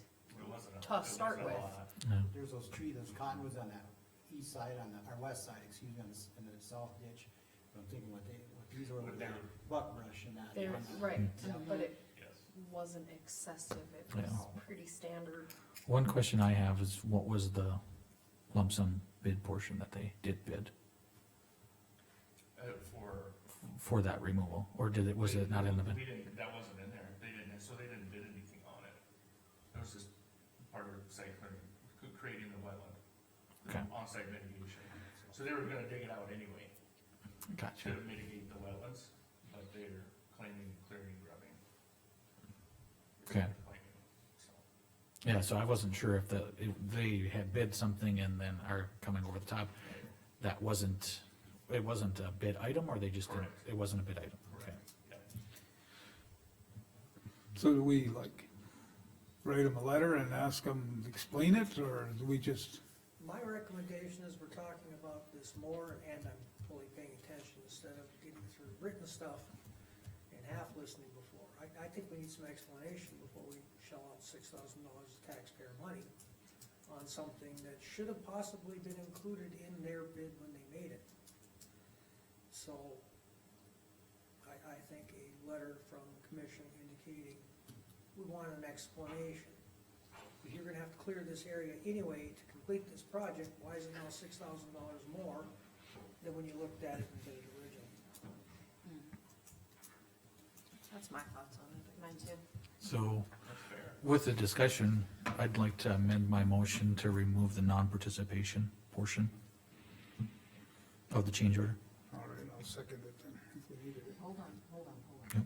Okay, so we took out the non-participating. Need a second for, Right. Yep. So Craig amended, and then Bowman seconded the amendment. Yep. Got it. we don't have to vote on that, do we? Yeah, we'll vote on the amendment and then we'll vote on the motion as amended. Now, which one the first, the motion first? No, the amendment first. Amendment, okay. Yep. All right, all in favor, any other discussion? Seeing none, Travis? Aye. How about aye? And then, That was it. Jamie? It's for the amendment. Oh, aye. Liza? Aye. That motion carried. Now the the amendment carries. amendment carried. Now we need to, vote on which one now? On the motion as amended, but I don't- basically the It's discussion. already taken care of. No, not yet. So, I think this is the best way we can approve the participation portion of the change order, and then we can get clarification for the non-participating. So, the motion is amended to only pay the portion that is participating with the federal funds. Yeah, All right, Which includes the tree removal and the temp fence. correct. Right. all right, now we have a motion to pay the participating, not the non-participating. Correct. Okay, Travis, Aye. Liza, Aye. Jamie, Aye. how about I also? And then with, non-participating, we want a motion, or do we need to just, I think we would have, Requesting a clarification letter. we can task Ken or Charlie or both of them to contact the contractor and say we want justification because it was a non-bid item. well, I think Ken can do that for us. And we do, We already have their justification they provided, so I can give that to Ken, and, okay, and then we'll just we'll have talk it at the next meeting. or ask them to provide more clarification above and beyond. Yeah. Yeah, I was under the impression that it was a bid item and it was not Right. sufficient, but if it was not a bid item, it should have been included in the cost of doing the project if it was associated with it. If we didn't have the other issues, it wouldn't make me so hesitant, but we had the other issues to start with that were a surprise, so. That's also why I made the motion the way I did, because I wasn't sure on it. Sometimes discussion pulls out the right answers. Yeah. Okay, and the other portion of the Beulah shop heater, we'd like to, we're not ready to, proceed on that one because we have another bid come in and we have some explanation on a bid that we did receive too, so we're not ready to close out anything on that. So nothing to present. Nothing to present on the shop heater. Next Next meeting, meeting. okay. You want that on there. On the next meeting, Next yeah. meeting, yep. Is that, what's the fuel source, electric or propane or? Propane.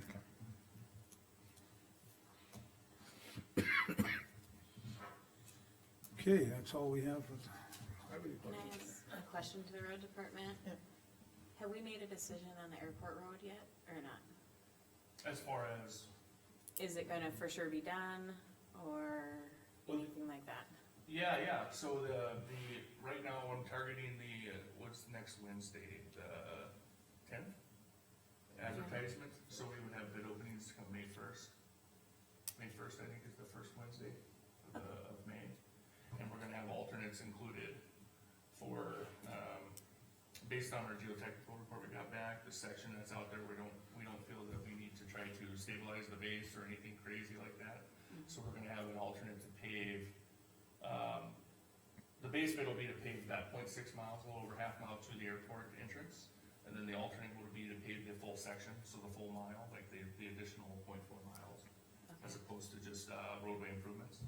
And then there's a second alternate that was approved by the commission to include, the airport, where they would basically reimburse the county for, they wanted to overlay their access road and their, parking lot. Yeah, it was brought up at the airport board meeting last night, so I wanted Yeah. to know for sure where we were at on it and what we were doing. Yeah, so we're trying to advertise next Wednesday the 10th, and then that would mean we'd have an opening on, May 1. Okay, Yeah. And since we approved easements to the landowners, where are we at with the 20 bridge?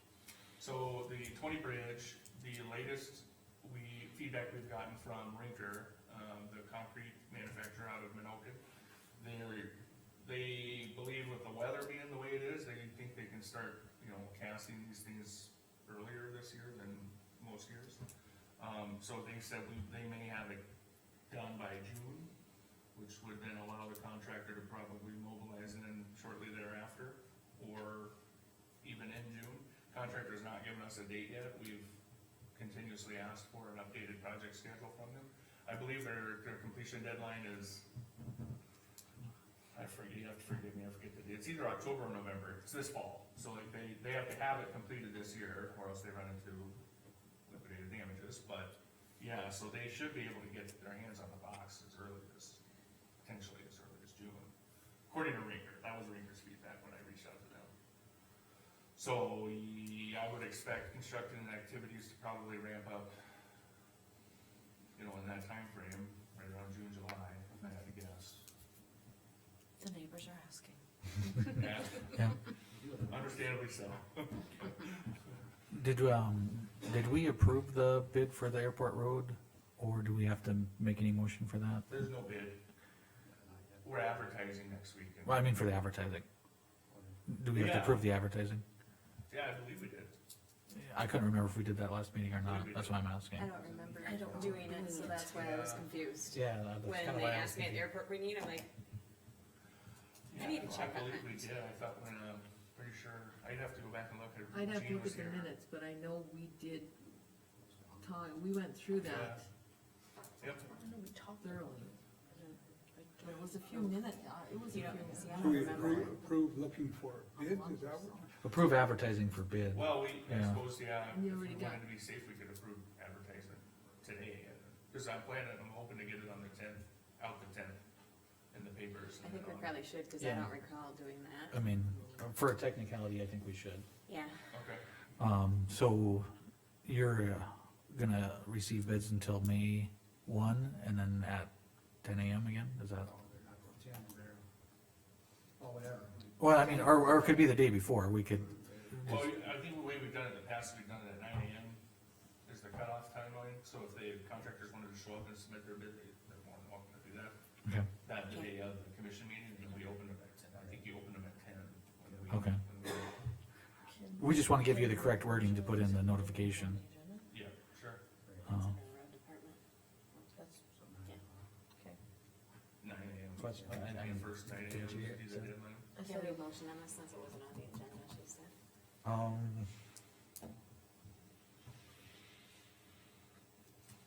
I mean, it kinda falls under the highway department and it's a regular meeting, it's not a special meeting. so Right, it can- I mean, I'm just Yeah. saying, Making don't need sure. Robert's rule of order Yeah. coming after us. I usually operate under the fact that if it's a regular meeting and something comes up, we can take care of it, so.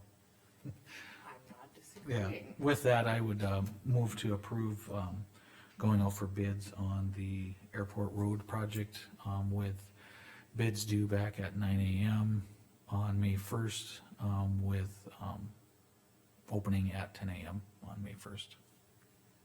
I'll second. Is there any discussion? This is just for the airport road. Correct. The airport road project, yeah. 51st Avenue Southwest. Technical. Seeing no other discussion, Travis, Aye. Liza, Aye. Jamie, I, and vote nay. Motion carried. Oh, okay. Anything else with road? Really, Okay. just a few things on the portfolio, but nothing. Can we take a short recess, Okay, 10:39. if that's all right with you, Ray? Okay, Huh? Can we take a short recess? this is yours. That's what I'm thinking. Okay. We'll take a short 5-minute recess. Okay, what did you say? Yes. Okay.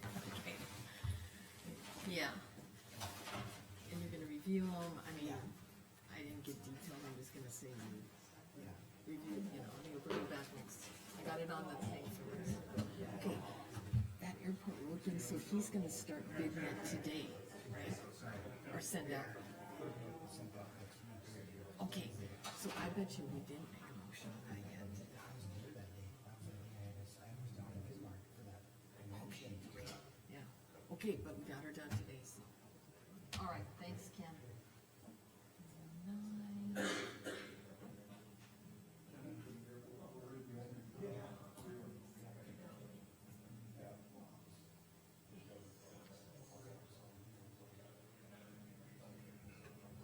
I should pause it.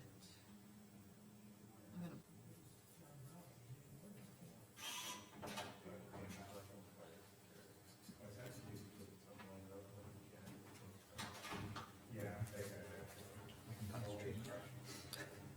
Terry,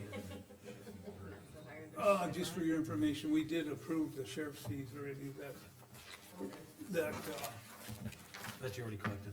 they were, the reason they were from 2023, Yeah, well. 7 months. Yeah, because I didn't know where they came from, and Mark just started, and it's like, oh, so from now on, every month. But I wanted to PR you there, Terry, because it was a lot of money every month. We're doing them before, every month. I'll put it in the minutes, we're gonna. okay, we can call a meeting back to order, I think. Okay, wait. Okay, Alice.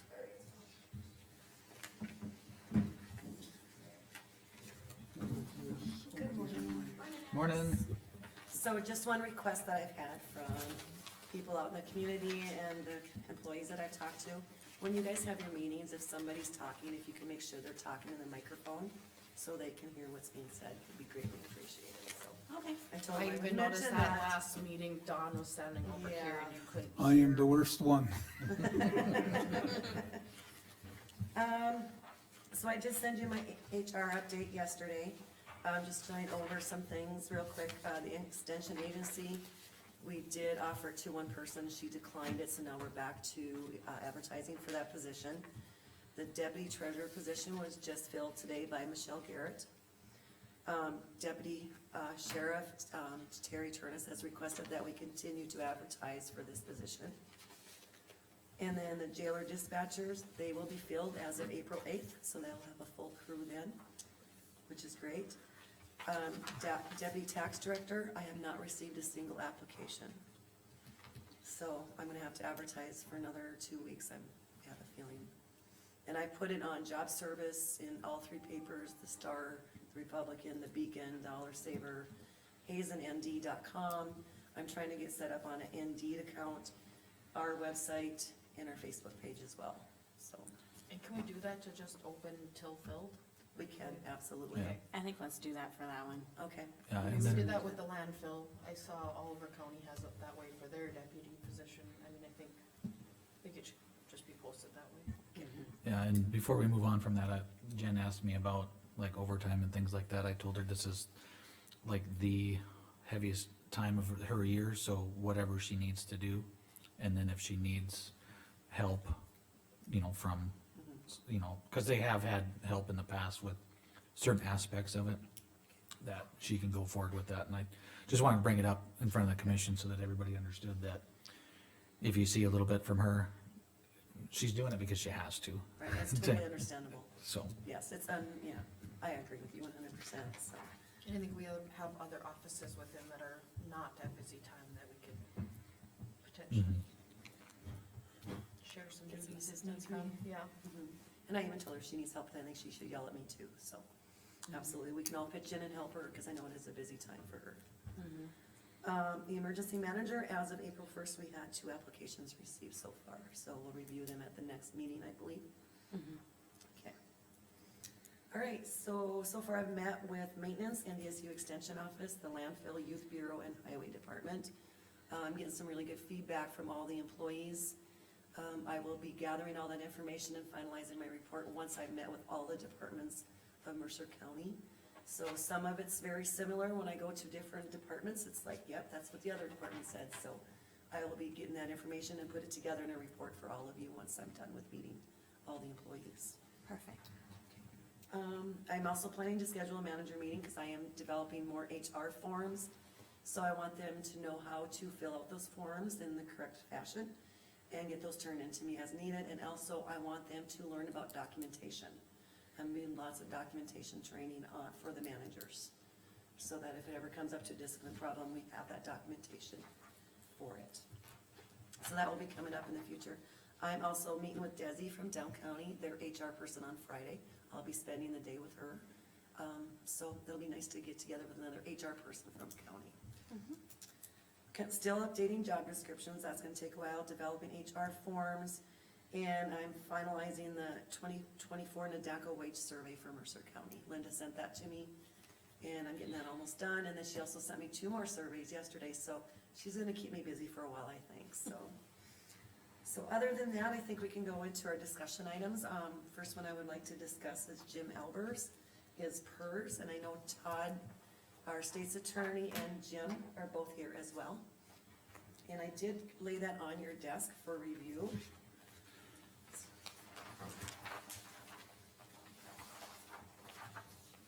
Wages from 2007 through August 2022 were not being reported to PERS for Jim Albers. It was the assumption that he was under a contract, it would be under the breakdown. However, when I looked at what they thought was a contract, it was actually a job offer letter, and it doesn't state that he wasn't eligible for benefits for those wages.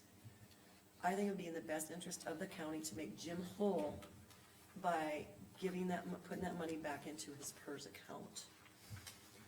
Just to bolster that a bit, what was identified as a contract months ago, I came before the commission and indicated that was not a contract. It should never have been considered a contract. It doesn't meet even 3 of the 4 corners required to be a contract. And this is all stuff that I had sent to PERS, including commission meeting minutes, the contract, everything. It was spelled out very clear in PERS decision tree, the written agreement, and none of it, when we got the, initial decision from PERS regarding Cindy and Jim's should have mirrored Cindy's. But information that they were given at the time was not correct, and so I did resubmit everything to Mary Jo at PERS, and that's where this came from. Legally, we need to treat it the same. And I guess I would ask the commission to take the steps at this point to get that correct. Okay, I'll move to approve the PERS contributions as outlined, to the commission. I'll second, Jamie. Is there any other discussion? I appreciate everybody working on this. It took a lot of attempts, but I'm glad we're here. Yeah, get it over with. Does anybody have any questions on the calculator that I used from the Department of Labor? And what the county will have to pay in towards Jim's PERS? Cause it does cover the lost earnings that he would have. The initial amount that I got didn't cover the lost earnings, so this calculator that Alice did was more accurate, and it was used I for greatly Cindy's as well. Yeah. Okay, any other discussion? Do we have Okay, to say what So fund did it's you, coming out of? PERS gave you this, cause with Cindy's too, PERS gave us the numbers so that, I went off the Department of Labor calculator. okay, and then you okayed it all through Mary Jo at PERS, so they. I have can- not yet, no. Okay, cause those are the numbers we gotta, that's how we did Cindy's, it just verified it through PERS. So did Cindy give you this information? Cause I did the calculator for Cindy as well. Okay, I think we had As something long like as- that. It's been a while, but, yeah, cause we're paying Yeah. PERS, so. Yep. yeah. just want the motion to include anything that varies from there, so we're not set and have to come back and then get this done. You wanna, Including, pending, including PERS review? yeah. Yeah.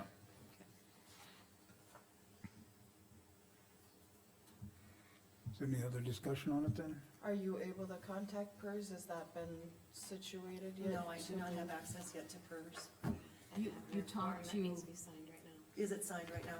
No, I have it, and you said, It needs to be signed by Rick or Jean, okay, so I can get that sent in. I thought we were gonna go over it Yeah. right now, so that's why I had it set now. Okay, And is it just that one page, Yes, right? yes. we can go over that after we're done. We have a motion on the floor right now, pending, PERS approval. You got that done? yep, got it. Okay, Travis, Aye. who seconded, I remember. I did, Jamie did. Okay, Liza, Aye. I'll vote aye also. All right, in the PERS contract, contact information, you wanna go over this, or what do you? Well, that was approved at a previous Yeah. meeting, but the paperwork just didn't get signed and sent in, so unfortunately, I can't talk to PERS yet because they don't have the paperwork saying that I have the authority. Yeah, so the motion was there, but yeah, Yeah, he's just signing didn't it, get so signed in. Yeah. So I just need to take it. formalities. Yes, and she was very strict with me when I said, I'm the HR director, well, Today you're is not on the what, papers. third? Yes. Yeah, April 3rd. April 3rd. So basically, we don't need any motion, we just need Rick to sign. Yeah, Cause it's The already motion been was done. already made. yeah. Who gets it? Probably Alice. Alice, yeah. Yeah, And then we also have the claim voucher for that PERS payment for Jim, if you wanna sign up on that, on the bottom there.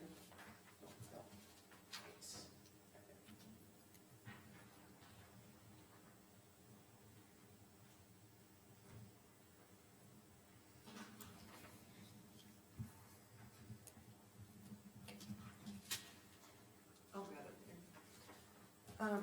Jim and I have been talking, if you wanna come up here, Jim, about risk management. When he's on vacation, it's something he thought that maybe HR could do as a backup for him. I've done risk management in the past and I would have no problem with that, especially since I would have the employee information, you know, FMLA, you know, all that stuff, so he thought that would be no problem if I would be his backup for risk management. to me, it only makes sense, that way Jim doesn't have to worry about it, and on vacation, he can actually be on vacation. Yeah. Employees would have someone to go to, and, Yeah, you know. I think it makes the most sense. I'll make This- a motion for our HR director to be backup for risk management to Jim. I second. Any other discussion? Just one question, is there certain trainings you go to that she would also have to go to for it, or? I've got pretty much all that, the main thing is like filing and stuff, but I got the outlines and Okay. then she can contact the CDG at any time, like, that's what I do anyhow. Okay. Basically, work with them, so. I just wanted to make sure if there was any certain trainings for that designation. Well, there's an annual risk managers training that she may wanna go to, we do that once a year, so in the fall usually, so. Okay, she's more Okay. welcome to yeah, if we approve that, I think that's something that she should attend as well. Add it to your list, Alice. I got it. All right, we have a motion on the floor, I don't even know which one made it, I couldn't hear. Jamie. And Jamie, then I second it. all right, Jamie, are you? Aye. Liza, Aye. Travis? Aye. I'll vote aye also. Another thing that was brought to my attention, any newly appointed P and Z or weed control board members need to come to HR now to complete paperwork. And that will also give me the chance to then refer them to Jim so they can finish their risk management training. Cause there's been times that they miss the risk management training and we should really get that done right away before they start. So Okay. that's just another suggestion. And that's not just, or is it just those boards, or is there Is other it boards? any boards that we Yeah, have? No, it was just Anybody, well, anybody new, Jim said it was just P and Z and weed, right? cause they About receive water. wages? Cause they receive wages. Okay, yeah, What's that? It's just the P and Z and wage, and the weed board, right? and that's because they receive Anybody wages. that's on payroll is Gotcha. considered Yep. covered through workers' comp.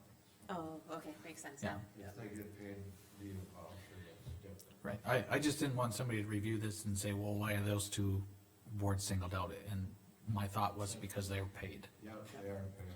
Is there any other ones that are paid? library, or- P&Z. No, library's The only not. two I know are weed and P&Z, P&Z, yeah, that's the it. only ones I know too.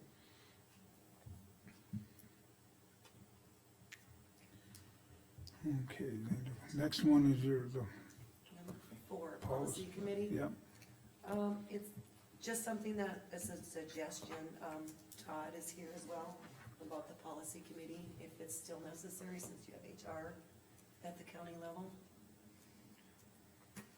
You know, it's, I don't know if you wanna speak to that, Todd, or, Since we didn't have HR specific before, that was the purpose of the policy committee.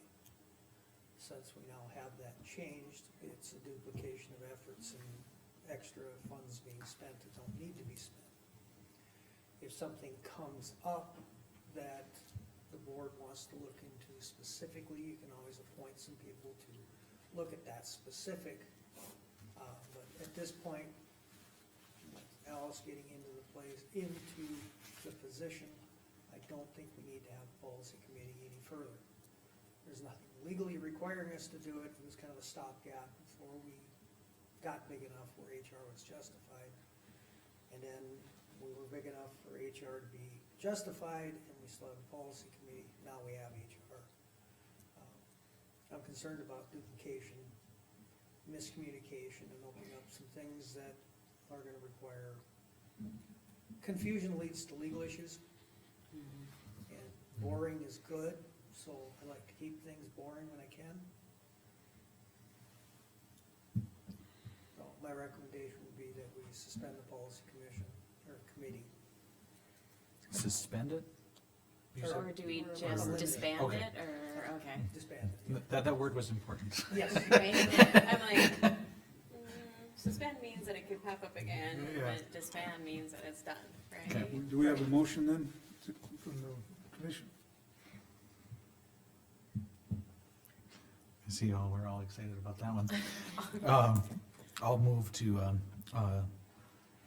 disband the policy committee. I'll second that one. Any other discussion on it?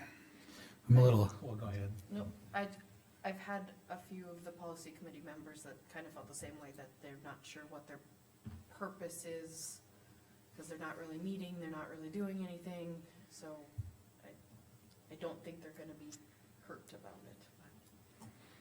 Well, and I feel that if something was to be adjusted or changed in the policy, it would still have to go through the steps, that you'd still have the opportunity to have your voice heard if you need something different on that. So I think that still is accessible to any of the county employees, so that's why I feel that it makes sense that it just goes to HR now. And those would be good candidates if we needed, like, a quick committee to do something. Right. Yeah, and they've done wonderful, I wanna say the committee's been great to work with, and I just want to know that I thank them very much for all the work they have done. Okay, any other discussion? Seeing none, Travis? Aye. I'll vote aye. Jamie? I, Liza? Aye. Motion carried. Freezing of wages, go ahead on that one.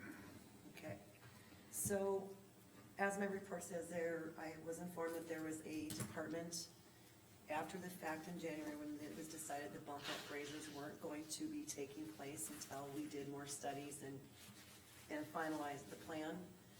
I was informed that there was one department that gave their employee the $2 bump up and actually backdated it to December 26th. As HR, I feel that this needs to be going through the commission with wages, and this here, wage increase here, wage increase here, it's just too chaotic.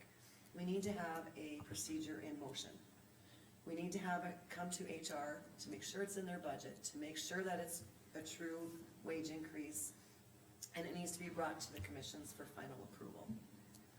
We were told in January that the bump up wages increases were not going to occur till there was a final plan in place. And then to learn this, it's just too chaotic for everybody. And it hurts, it creates hard feelings with other departments when they hear that person got the $2 bump up, but we can't get it yet. So I just feel at this point, we should just freeze wages in Mercer County till we figure out what we are going to do with the bump up. And just from this point forward, COLA, step raises if we go there. If there's new hires, definitely we would know what their, that's gonna be a wage. If they're ending their probationary period, they would still get their wage increase. Or if there's like a new title, new duty, that definitely needs a new wage increase. But other than that, I think all wages should be frozen at Mercer County at this time. Just to make it fair for everybody and we know where we're at. Do we have a motion on that?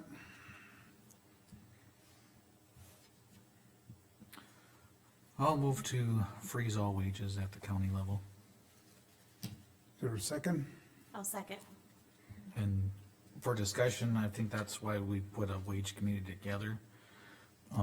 This kind of hits it on the head. I want kind of a consistent process in place so that if at all possible, we can refrain from,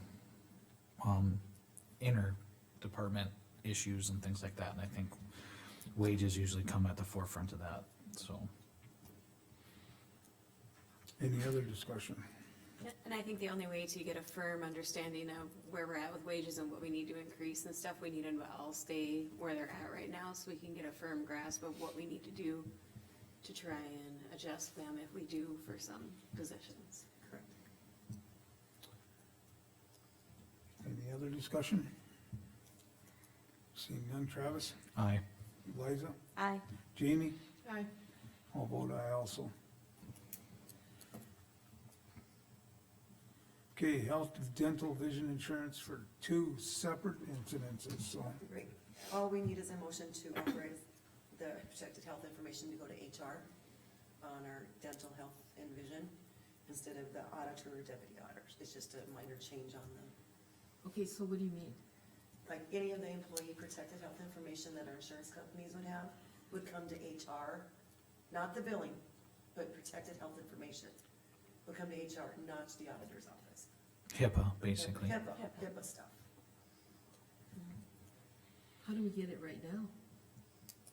I mean, the employees talk to you when you get hired, I No, no, guess no. I don't This understand is if, what changes, no, what that means is if they go to the doctor and the Blue Cross Blue Shield or Sanford releases anything to the employer, it would come to HR now instead of the auditor's office. Yeah. Yeah. Yeah. So it's just their so protected let's health make sure information. we're communicating as, so we don't miss anything and, well, yeah, okay, sounds good. So, let's see. I make a motion to change the authorization of protected health information for health, dental, vision, insurance from the auditor deputy to, the auditor / deputy auditor to our human resources director. I'll second. Is there any other discussion? Seeing none. Liza? Aye. Jamie? Aye. Travis? Aye. I'll vote aye also. I got one question yet too, is how do we take care of, there was 2 separate incidences, there was one with, insurance, or are we looking at it a different? No, Jared, you wanna come up? The one incident includes one of Terry's employees. His employee is a member of the National Guard, and he went to boot camp training in February. So, he was gone for 6 weeks, was it? Longer than that, okay. But when he came back, he didn't have enough hours for his health and dental and vision insurances. So, that would say that he would have to pay for those insurances out of his own pocket. You didn't meet the 121 per month by your guys' policy. What I'd be asking for is a waiver for that employee. I think we have to, for one, because he's a member of the National Guard. Yeah. He asked for it and did everything legally, got a leave of absence from my department. He's been a good, solid, full-time employee the entire time too, while he's away at the Guard, because he was just on a leave of absence. He come back and through no fault of his own, by whatever reason, Garcia or whatever, when we start our timesheets, he didn't get the 121. We'd be penalizing that young man by making him pay for his insurance just coming back. And I think that would probably be a no-no as far as labor law goes. It is. Yes. Okay. The employee brought this to my attention because I was talking to this particular individual, and Terry and I have talked about it. If we would make him pay for his health insurance for a violation of all the protections for military members, starting with the Soldiers and Sailors Relief Act and all the amendments to it.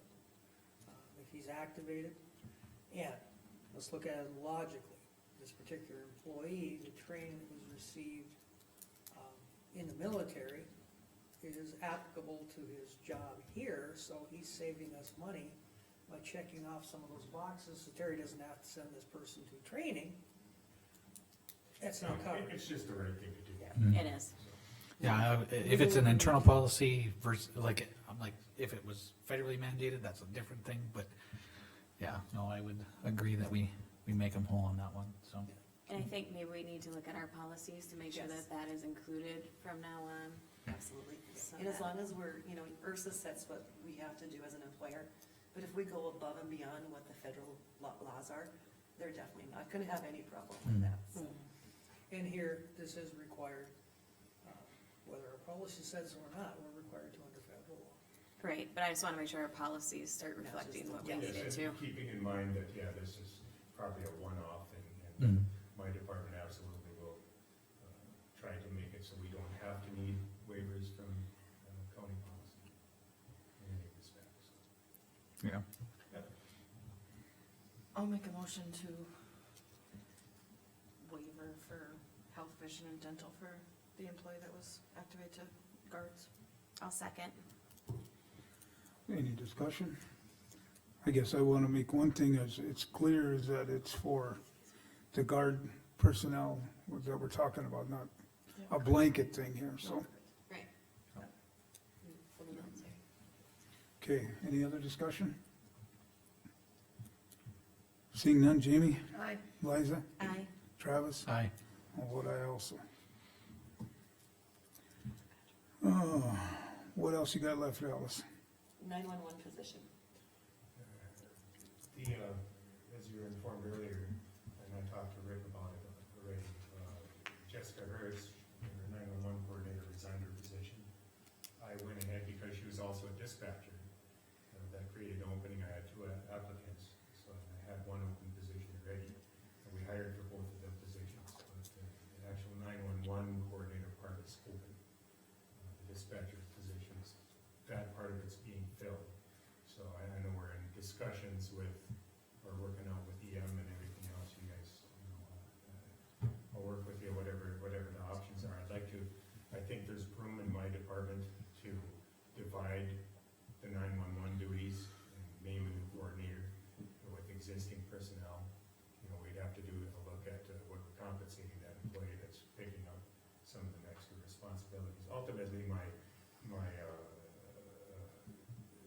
Kent, my major over there, runs the dispatch center.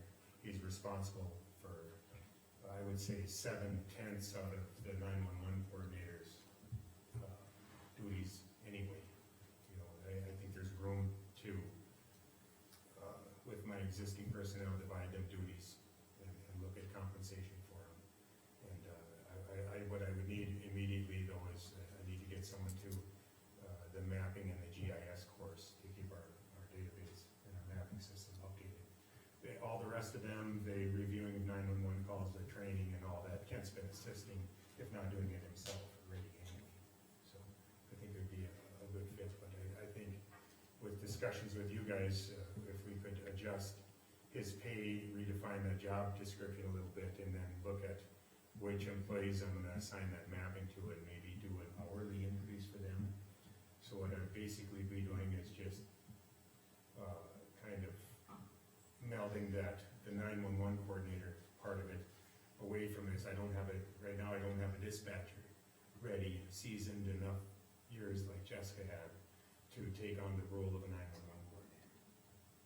But I do have Kent that can assume that role with help delegating some of the duties, is what I'm saying. So I wouldn't be looking for additional personnel or to push that 911 position anywhere. I would still maintain it, but it would, instead of, you know, looking for Jess's position, I think we had her, I don't know, just hourly, off the top of my head, 27 somewhere.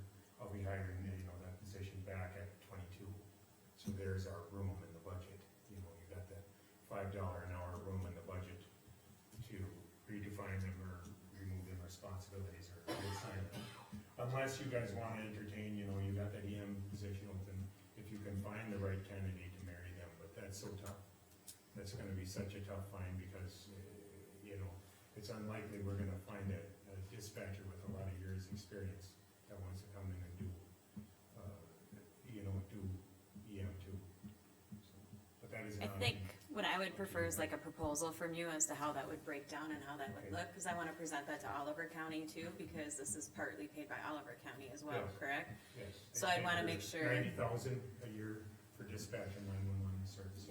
Right, so I think if you guys could come up with a proposal and Okay. bring it to me, and then I have my contact in Oliver County, and, we can make sure Oliver County sits okay with it, then we could decide after that, would be my thoughts, personally, but I don't know about the rest of the board.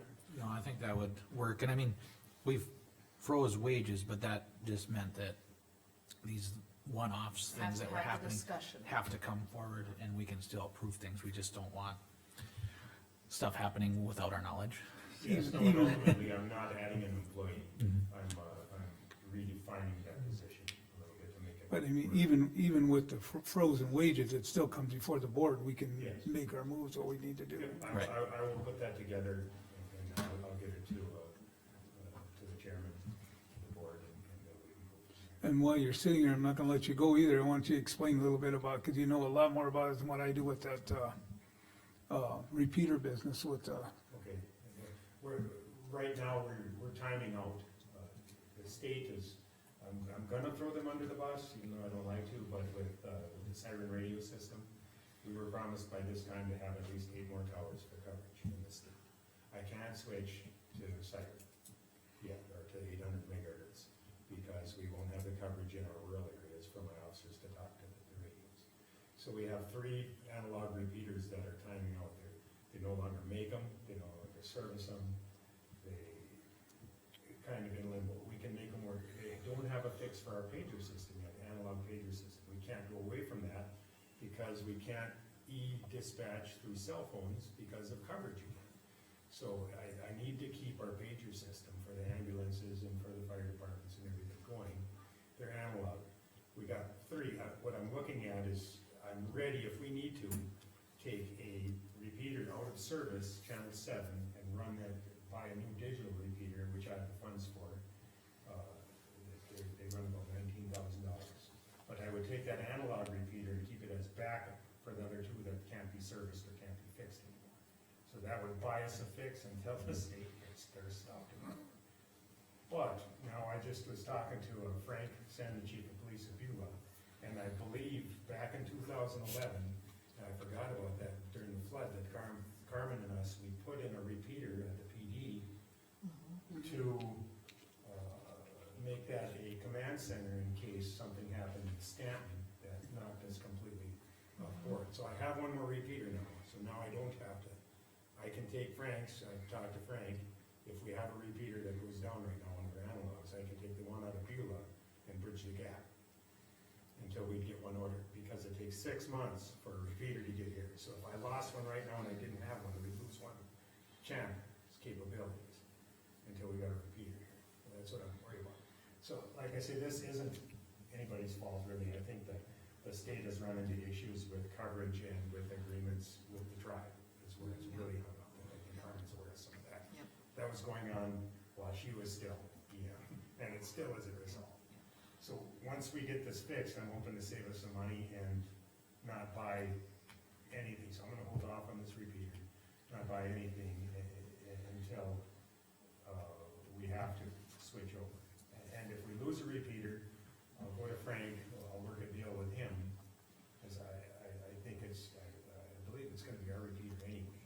But it helps them because coverage, our channel 7 tower shoots over the top of Beulah because of where it's at the hill, and they're in a valley. It creates the topography, there's that dead zone in there, just like what a wind would do, where you'd be out of the wind, you're out of radio range. So that's why we put it there too, it helps them. So, we are working on it, I'm aware of it, I think we're good for now, the next year and a half, 2 years, we're gonna have to replace them. I planned with Rick and Carmen, we have money in our radio fund, in the SO, but I really until they wanna use them for portables, is what we plan for. Okay, and I are you can talking divert the that if I public need to. safety? Cause that Yes. public safety is strictly for siren, and you have to maintain that dispatch in there with that monies. That's where it was originally, that 500,000 you guys put in there, Liza, I believe. Okay, so what we got left in there is we have to pay maintenance every year on the PSAP for the Yeah. siren. No, I'm talking So- for that repeater, I would still have, remember, I put it aside. You, close to in your own 75 for budget, portables. have a radio line, Yeah. Right. yes, okay, I so could that's where divert that If I is. needed Yeah. to, because I don't, I'm not gonna buy them portables, cause we have repeaters until the state comes up with a fix for it. Yep. Unfortunately, we're at their bequest on this PSAP business. It's very, it's very technical, and I got calls in already just to make sure that that fix with Frank would work. And, yeah, fortunately, that came to us when I was talking to Frank, he said, well, I think I got a repeater. Yeah. I said, well, maybe you do. So I went over there yesterday and I believe he has one. So then we think about budget for 25 and We'll put it look in at- your radio We'll look at line. the digital repeaters, but I'm not gonna put them in either. No, The same thing I advised Oliver County. I said, don't buy dual service radios anymore either. We're gonna save our old analog radios, because dual Yeah. service radios are twice the price. If we have to in some of our fire trucks, we'll run an analog radio for the pager and a siren radio right beside it until we get a fix. I mean, it's ridiculous, but that's where the position we've been going. But it saves us money to buy a dual service radio when we already have the analog part of it in the old radio. We just need the digital part. So, that's where we're at. Boy, I did a good job of explaining that, didn't I? And then while I got you here, I did accept, or I'm accepting from Ender the insurance quote on our wrecked patrol car from the incident at, I believe it came in at 27.5. But that also is contingent that they haven't made an argument about it, but because that car was involved in a high-speed collision and a fire, I won't accept any of the equipment that was in it back to try to reuse it. I want it all new. Yep. So that's separate. The vehicle was 27.5. I accepted that. I'm gonna want 15 to 20 more for Equipment. the equipment. And that, remember back, you guys agreed with me and Rick that we should buy that third patrol car right away. That's gonna pay for the upfitting of the patrol vehicles. It's gonna look weird on paper, like I went over budget in one area, but I really didn't. That money's coming back in the insurance money. So, Thank you so much. I couldn't have said it better. and we're still, we got, you guys, thank you, commission, for the equipment purchase, but we haven't done it yet. It's supposedly coming, so Well, we'll see. thank you, appreciate everything. Any more, from HR? I'm good, unless you guys have any questions. I just appreciate how much you're doing, what you're putting into it. I really appreciate the layout of this and going through some things. That helps me. So, I enjoy meeting everybody too, and all the different departments and stuff, but I did get grief from the highway department because I didn't bring breakfast, so the next time I meet with them, I'm gonna have to bring them breakfast. Don't worry, Charlie doesn't bring me donuts every week. thank you, Alex. Oh, no. I'll be back for- And just so you know, I will not be here at the next meeting, I'll be at the HR Collaborative Conference. Okay. Thank you. Alice. Alice?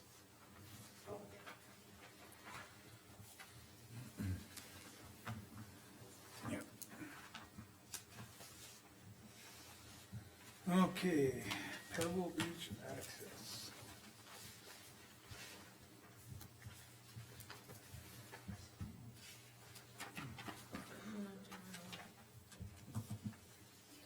The only thing you got is a letter. So Vicky. Let's see. Yeah, that was from last time. She did send this. So we have another one? That's Jeff's. Did I email it out? I got 2 pieces of paper. That were in my Yeah, packet. okay. Is that what we want? Actually, no. I think it looks like this. Here we go. Right? Yes. Is that last time or this time? Nope, that's in my packet. at this time. Newer than the last time. There it is. It's two of them. Yes, yep, that one. But then there is this one. There's two. Yep, you are correct.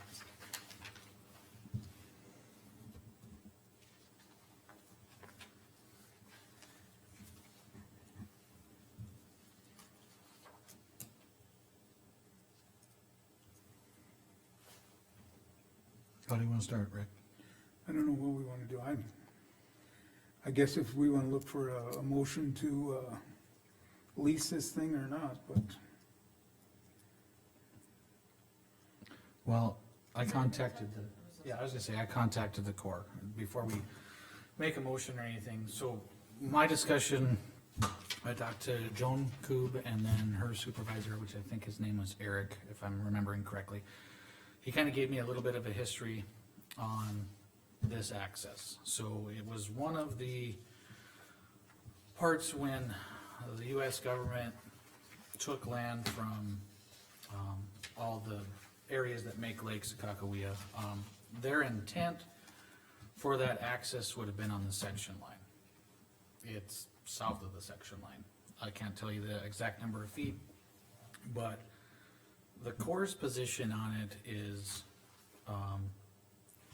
they either want it public access or no access. They don't want any private entity to have control of it. If one private entity tries to take control over it and restrict access, they will shut it down regardless, is what they told me. Public access makes sense. They would actually prefer it to be as part of the Beulah Bay management area. So when you look at that section, it's section 4, it's at the top of the township.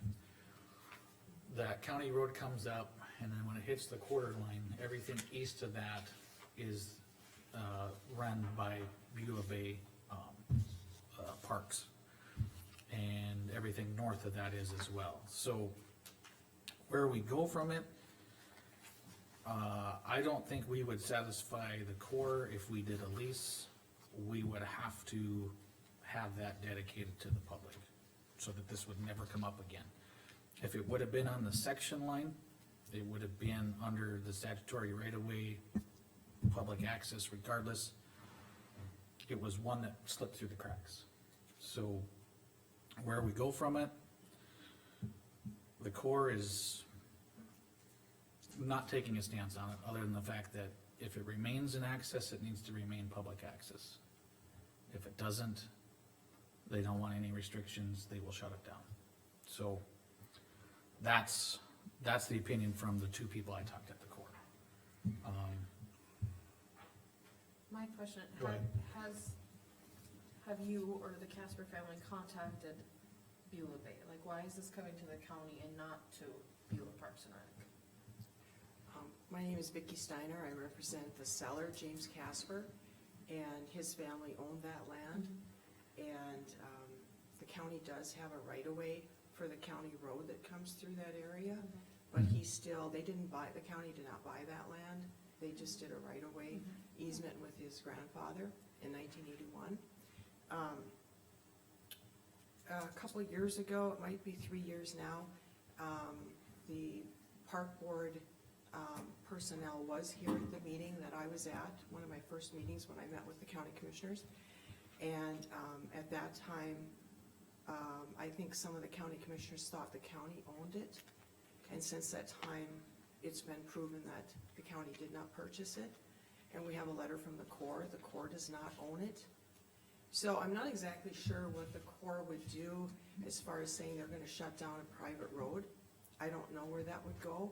This is the first time I've heard the Corps say that they would shut the road down. Doesn't the Corps own to a certain point? Right, The like fence. The shoreline, the They own old the fence fence, that used yeah. to be in there, Yeah. correct? Right. And we had it surveyed professionally, and the Corps has a letter saying they own to the fence, but they did not mention that they would close the road, because it's privately owned today, and the public trespasses on it, and it has not been closed to the public at this point. I have two potential buyers who are very interested in what you decide today. Because of your zoning regulations, it looks like it is possible to put a cabin back down in those trees, and they would own that trail. Now, whether or not the Corps would, this is the first I've heard that the Corps said they would shut that trail down. I don't know if that's a legal matter or not, I don't know. Well, That's the first I've they heard. said they would shut it down if it became to the point where a public person, or not a public person, a private entity would restrict access. So once a private entity said, hey, I'm gonna close this off, then not even that private entity would have access, is what the court said. Well, that's an interesting position, we'll have to discuss. And this was That's a the phone very first time conversation that they've said and, that to and, me, and but, it- yeah. nothing in writing, but I'm just, We have documentation that is privately held, so. they're not That's only disputing be that. privately held to A certain point. to a certain point, Right, and then Right. it's core And then the owned, core cause has it's it. shoreline. They're not disputing that it's privately owned. They're saying that if a private person restricts access, they will come down and say, this is either public or it's nobody's. That's what they're saying. So, well, I guess that could be debated, but. and Yeah. and it can be That's- debated, I'm but not I'm a not lawyer gonna, on I'm how not gonna that argue would with the go, but- court. Yeah, and I know the Corps has wanted it closed for some time, and, they had said if somebody buys that privately, that they will barbed wire fence the bottom, which they do all over the lake now, we know that, so that's not a surprise to anybody. Right. Right, And and that- so I you mean, would that just have used to to crawl be through the barbed until wire the fence like we lake do came up everywhere a else few on the times lake. and then it got washed But, out. I mean, that yeah. used to be fenced off. Right. So that's news to me that they said that, but, we have a letter from them acknowledging they don't own it, that's. Right, and they acknowledge that they don't own it. Yeah. And like I said, it They fell don't through the own the cracks, top half. it had meant to be on the section line. It's outside of that 33-foot statutory right-of-way that every section has in the state of North Dakota. So Yeah. they're not disputing that it's privately owned, but they're not gonna get involved and they're not gonna purchase it. But they want it either to the public or to no one. So that's what they told me. And like I said, you can debate it, whatever, this isn't formal, I'm just repeating what I was told. How we get there, I don't know. We had a project earlier today where we paid for right-of-way, and I mentioned to a couple of the commissioners, look at what we paid for right-of-way. We pay typically $1,500 an acre for right-of-way. This would be right-of-way. Now, every situation's different, that's just kind of where we've been at for road access, currently. So, in my opinion, and this is just my opinion, in my opinion, 99,000 is extraordinarily high price for the access. But I do believe there should be access maintained for the public. How we get there, I don't know, but I know just with people that live in Mercer County and people that come here from out of county, that, to my knowledge, is one or maybe one of only a handful of locations where you can actually drive down and get to a nice shoreline. So I want it to be public, but I don't know how we get there. So I don't know if the other commissioners have anything, but I mean, yeah, this might be, Todd, do you have any professional opinion on how we would get there?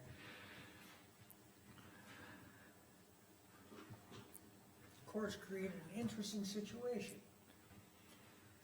If one of these buyers or the current owner would decide to close off the public right-of-way, and I'm not sure about the easement right-of-way that was purchased back in '81.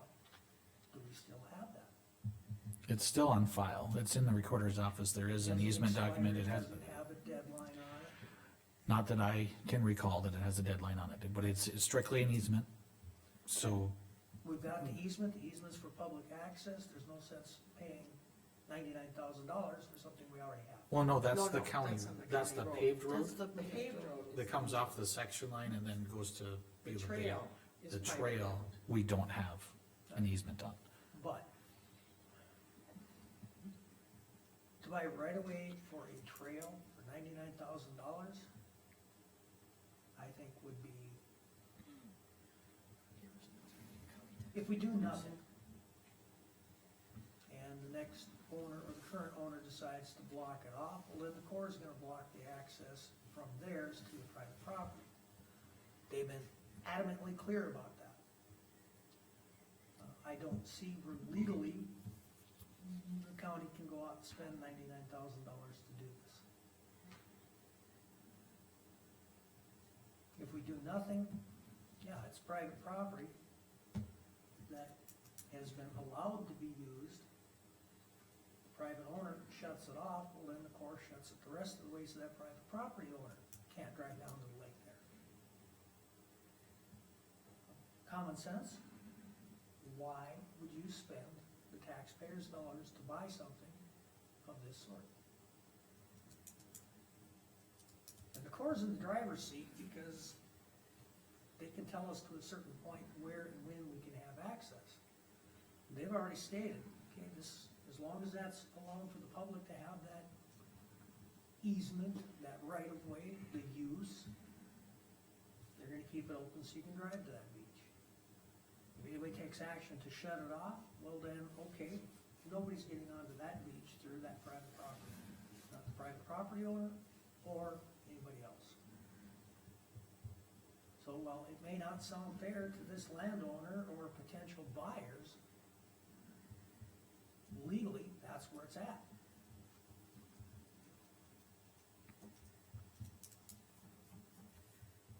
There have been places like this around the state where Corps of Engineers or some other authority has placed the landowner in that same situation. And landowners have said, okay, we're gonna donate a right-of-way through there. And they can put on stipulation that it needs to be reasonably maintained, what have you. But I've never seen where landowners come to the county and said, you gotta do this or everybody's gonna lose access. I don't think the county has the legal authority to go out and purchase things of this sort. And if we start going down that and find some way to get around the legal restrictions, we're opening Pandora's box, where now we're gonna end up having to spend a lot of money that was not intended to be spent. My legal advice is not to purchase that. It also says here too, if we decide to take no action, it's considered a no vote, so we can do whatever we wanna do here. I wanted to address one other thing that Vicky brought up about, the setbacks from the core land. In my conversation with the two people from the Corps, every county establishes their own setback to the Corps. McLean County's 10 feet is what they told me. We're 50 feet.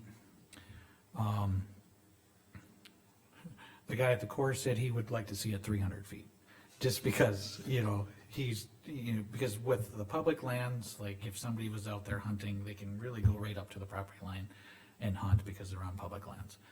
But what I'm getting to is that the fact that we have established 50 feet, that's our internal setback policy. It's not mandated or set by the Corps. So options for this property going into the future, if we decided to do a variance on our own setback, there's no issue with the Corps. So I'm torn on this property. I want public access. I want people to get down there. I'm also pro-development within the county for places for people to live. I mean, we've talked, I think, numerous times about this Park and Lieu fund that we established today, finally, and then we've actually allocated some funds from it.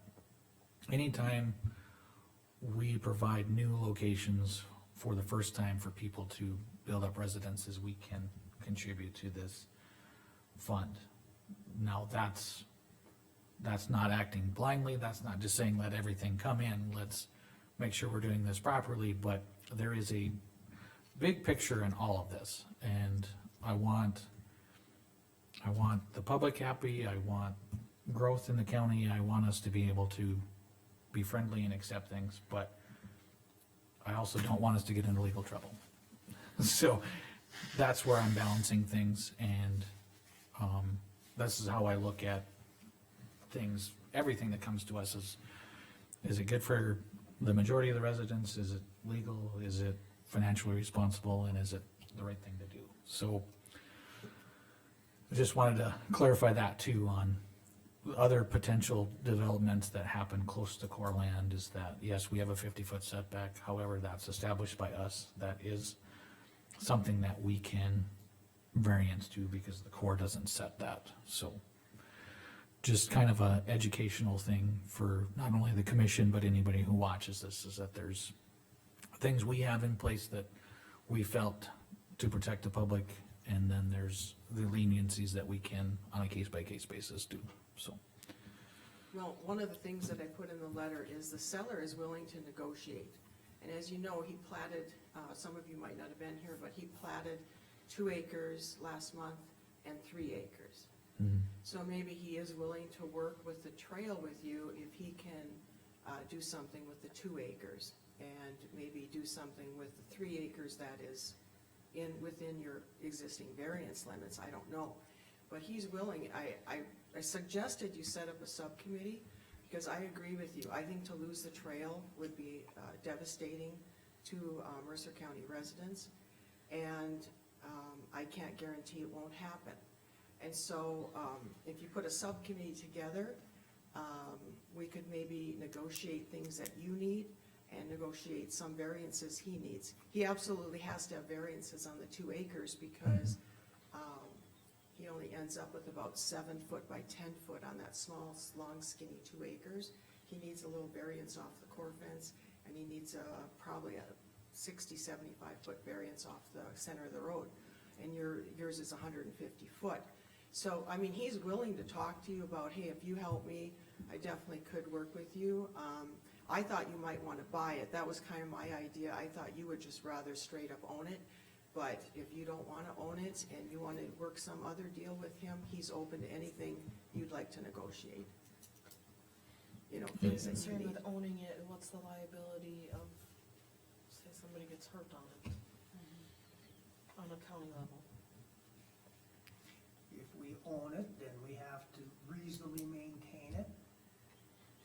And if it's not reasonably maintained, somebody's hurt as a result of that, then I gotta spend a lot of time with our North Dakota Insurance Reserve Fund attorneys. Well, if the trail is closed to the public, I know that you may get some phone calls on it, which is why I would like your decision. If you absolutely think there's so much liability with that trail, which has been there for how many years, and I don't know how many accidents, there's no accidents on the curve. We've heard that's a dangerous corner from your chairman, last month. There are no accidents that are recorded there that we could find. We haven't had any incidents on Pebble Trail. I mean, there's a lot of boogeymen you can draw up, but when that trail gets fenced, there's gonna be phone calls and a lot of upset people, especially around July 4th, and we know that, it's logical. They don't understand that they don't own that, they think it's public right now. And I don't disagree with you, and spent a lot of, growing up here, spent a lot of my time down there, and so it would be sad to lose, but it also has to be responsible on our part. I don't disagree with the subcommittee. Is that something we could form? Is that, I'm taking off my state's attorney hat, putting on my normal citizen hat.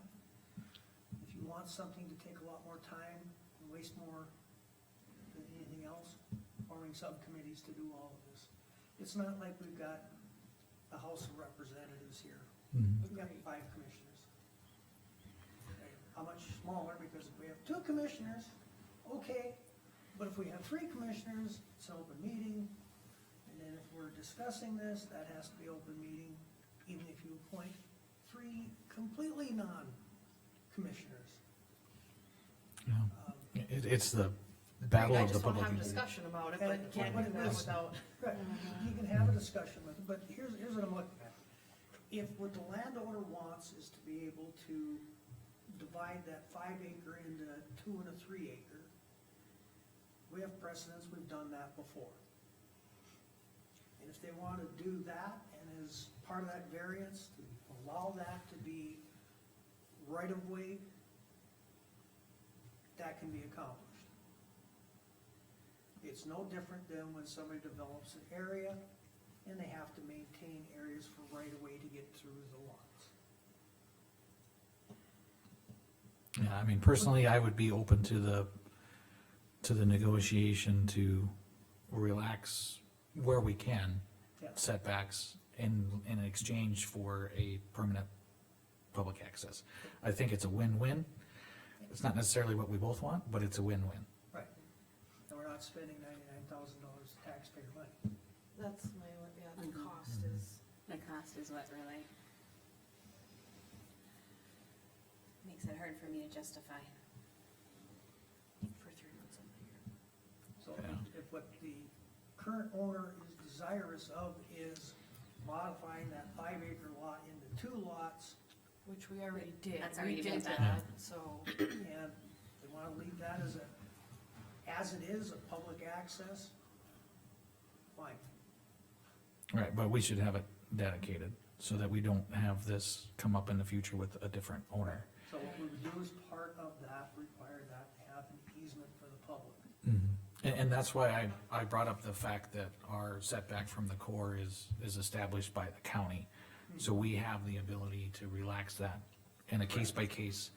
And in this case, it's not, if we approached it as we're getting public access here, we're given a variance here, it's not due to, a monetary issue, it's due to how the land works and it's a beneficial, aspect, so. That's where I'm looking at it, is that, you know, I've been of the opinion that I would grant a variance on the core side. I'm a little less on the county road side, just because we've established that, you know, for certain reasons, but, if we do a variance on the setback, and then we have an approach permit for the 2 acre, and we have an access and an approach permit for the 3 acre, the current owner is establishing some of the things he wants, and then we've established a public access, you know, for the public, and, As the overall development of this 5 acre lot into 2 separate lots. yeah, so. The only other thing is, what kind of variance or what are we gonna be looking at the, there's a lot more goes into it than just. Right, yeah, and I'm just saying that I'd be open to the application of a variance, you know, we'd have to look at it, you know, To get- where it's at, like. Get a whole plan together. Yeah, and when we talk about setbacks and variances, that's more for structures, houses, garages, outbuildings.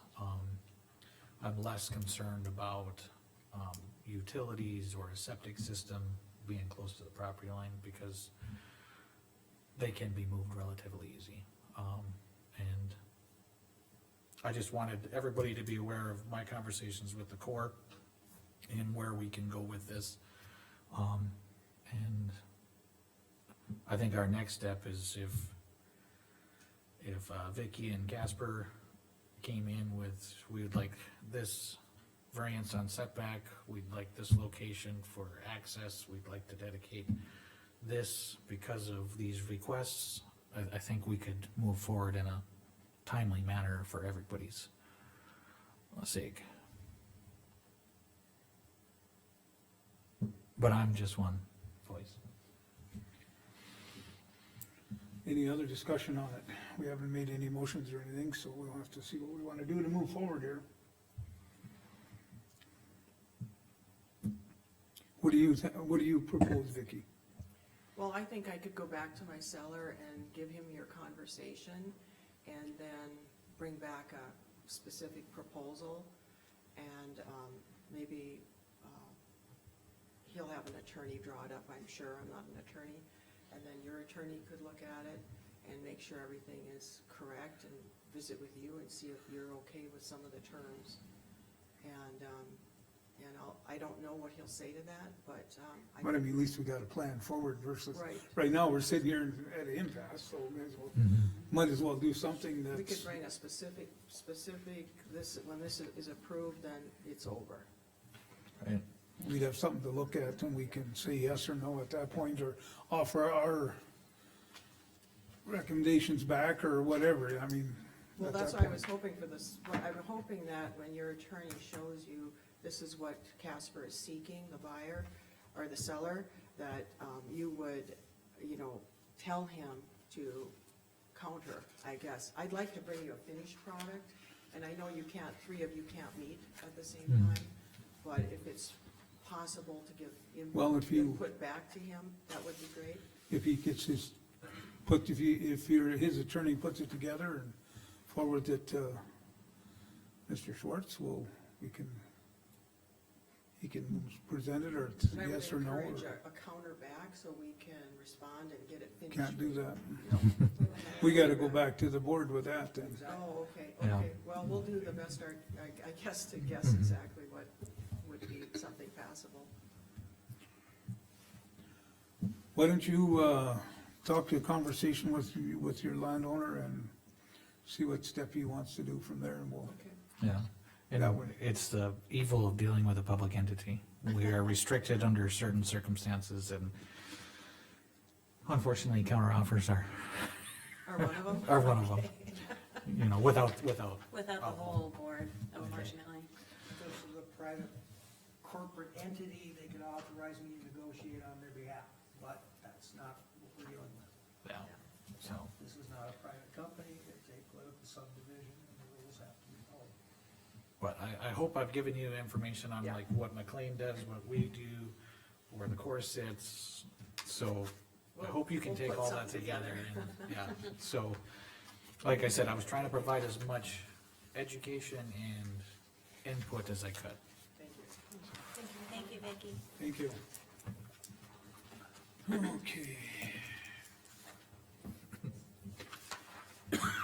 We are down to Portfolios, I think. portfolio things. Go I ahead, can go Travis. first, mine are pretty short and sweet, cause my family had the plague, so I missed a lot of meetings. So no update? Not really, Candy we got our landfill project, bid approval today, she got her loader back up and running, working to get things back to normal. Jim had one little setback, they changed out I think it was a pressure gauge, don't quote me, but then they had an antifreeze leak. Wrecked some carpet, wrecked the wall, wrecked kind of a lot of things. And Core Facilities has been great, and it's almost, it might be completely done by this afternoon, so, they acted fast, it got cleaned up. They're working on the chillers, cause it's supposed to get warm by the end of the week, they're waiting on some parts. But they have a temporary fix if the jail gets too hot this weekend, so they can do that. But otherwise, I missed, an LAPC and missed, social services and a Western Plains meeting. They were all when we had the plague, the whole family. So, that's all I have. Go ahead, Mike. Okay, had the airport board meeting last night, and, the engineers were there, so we talked about, a little bit about our plan that we have with them. We put in 3 requests for grants, one for computer, one for the tarring, and one for crack sealing, and one for if everything goes through on Airport Road, that we could tie in and utilize some of the equipment and kind of have a cost share on the equipment as far as resealing the road that comes in there in the parking lot too. Still working on the lease agreement for the hangars. It's pretty close to done, they'll be emailed out to us so we can make sure that we have every little last T crossed and I dotted, and then we should have the airport hangar leases done We talked about the fly-in. They're gonna check with the Hazen Fire Department to see on a for sure date for that. So we plan to still have the fly-in this year. We're just checking on a date for when we will do that. And I didn't make it to the ambulance one before because we had the plague at our house. It took all 6 of us out for weeks. Alice did a great job about HR. EM is just kinda hanging in the wind. Right now, we got a few different options that we might be going with. We've got 2 applicants for it possibly too, so I hope to have more information on that at our next meeting for the EM position.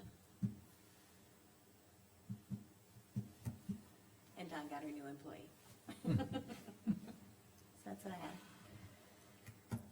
You want me to go? Go for it. Okay, so, MECAD, Mercer County Economic Development, Board met, a special meeting. It was before the end of March. There was, a PACE buy-down request, through the, Lakeview Services. And, these are pretty common at the city level as far as like JDAs do them. What MECAD did was that they agreed to go into the PACE buy-down. However, any funds or any costs associated that MECAD covers would have to be repaid back, to MECAD. So essentially, they participate, it goes, and then it comes back. For everybody's knowledge, what a PACE, or Flex PACE buy-down does is, a local bank and Bank of North Dakota participate together in a financing option. And it can be equipment, it can be property, it's basically anything you can get a loan for. And what this program does is that, for instance, let's say a commercial loan's at 8.5%, the buy down can bring it down to 3.5%, so you can have a maximum of 5%. There's caps to it, there's, various components of it. But essentially, Bank of North Dakota is buying down that interest, and they use an entity like MECAD or a city JDA to help, participate with it. Some JDAs typically just grant that money, however, they can also request it to come back. So MECAD is participating so that they're eligible to get the Bank of North Dakota funds through the PACE buy-down program, but we're being reimbursed for it, so there's no net loss to MECAD. However, we are providing, a entity within the county to qualify. And what Lakeview Services was doing was that they were gonna buy a crane. It's gonna create probably 8 to 9 jobs and provide some additional services that aren't available in the county right now. So, it's a long explanation, however, that's what MECAD was up to, a little over a week ago. In regards to MECAD, I know when Beaver was here last, he had talked about getting that allocated funds for a housing study, but didn't the city of Beulah just complete a housing study, so is that for all the other communities outside of Beulah? Yeah, it'd be countywide, it's, Okay, yeah, but we're not- Beulah did their own, but then it would be every other community Okay, in the county would be okay, covered. I just wanted to make sure we're not duplicating what the city of Beulah already just did. Mhm. Okay. Yeah, they would be If on it the can be county level. shared. Yes, yeah, and they would probably take the components of Beulah's and incorporate it into the county one, so that Okay. everybody knows what the options are. Okay. I had that question last time, but Okay. again, plague. Right, and then, Lewis and Clark Rural Development, they had a special meeting as well. Hate to throw another political subdivision under the bus, but Burley County cut it out of their budget, and that is like half of their working funds from all the, I think it's 8 counties that participate.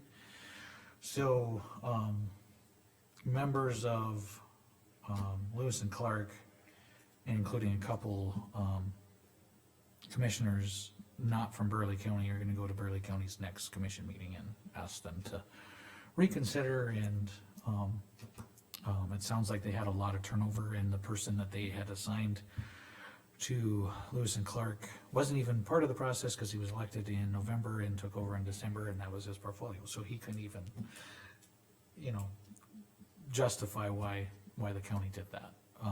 So we're working on that, might have another special meeting or two once we figure out how Burley County is or isn't gonna participate. I think we can still manage this year, but if it's the long-term, consideration of Burley County, then, Lewis and Clark, Development will drastically have to change how they operate. And Brent is their, director. He normally tries to come to at least a commission meeting every other year.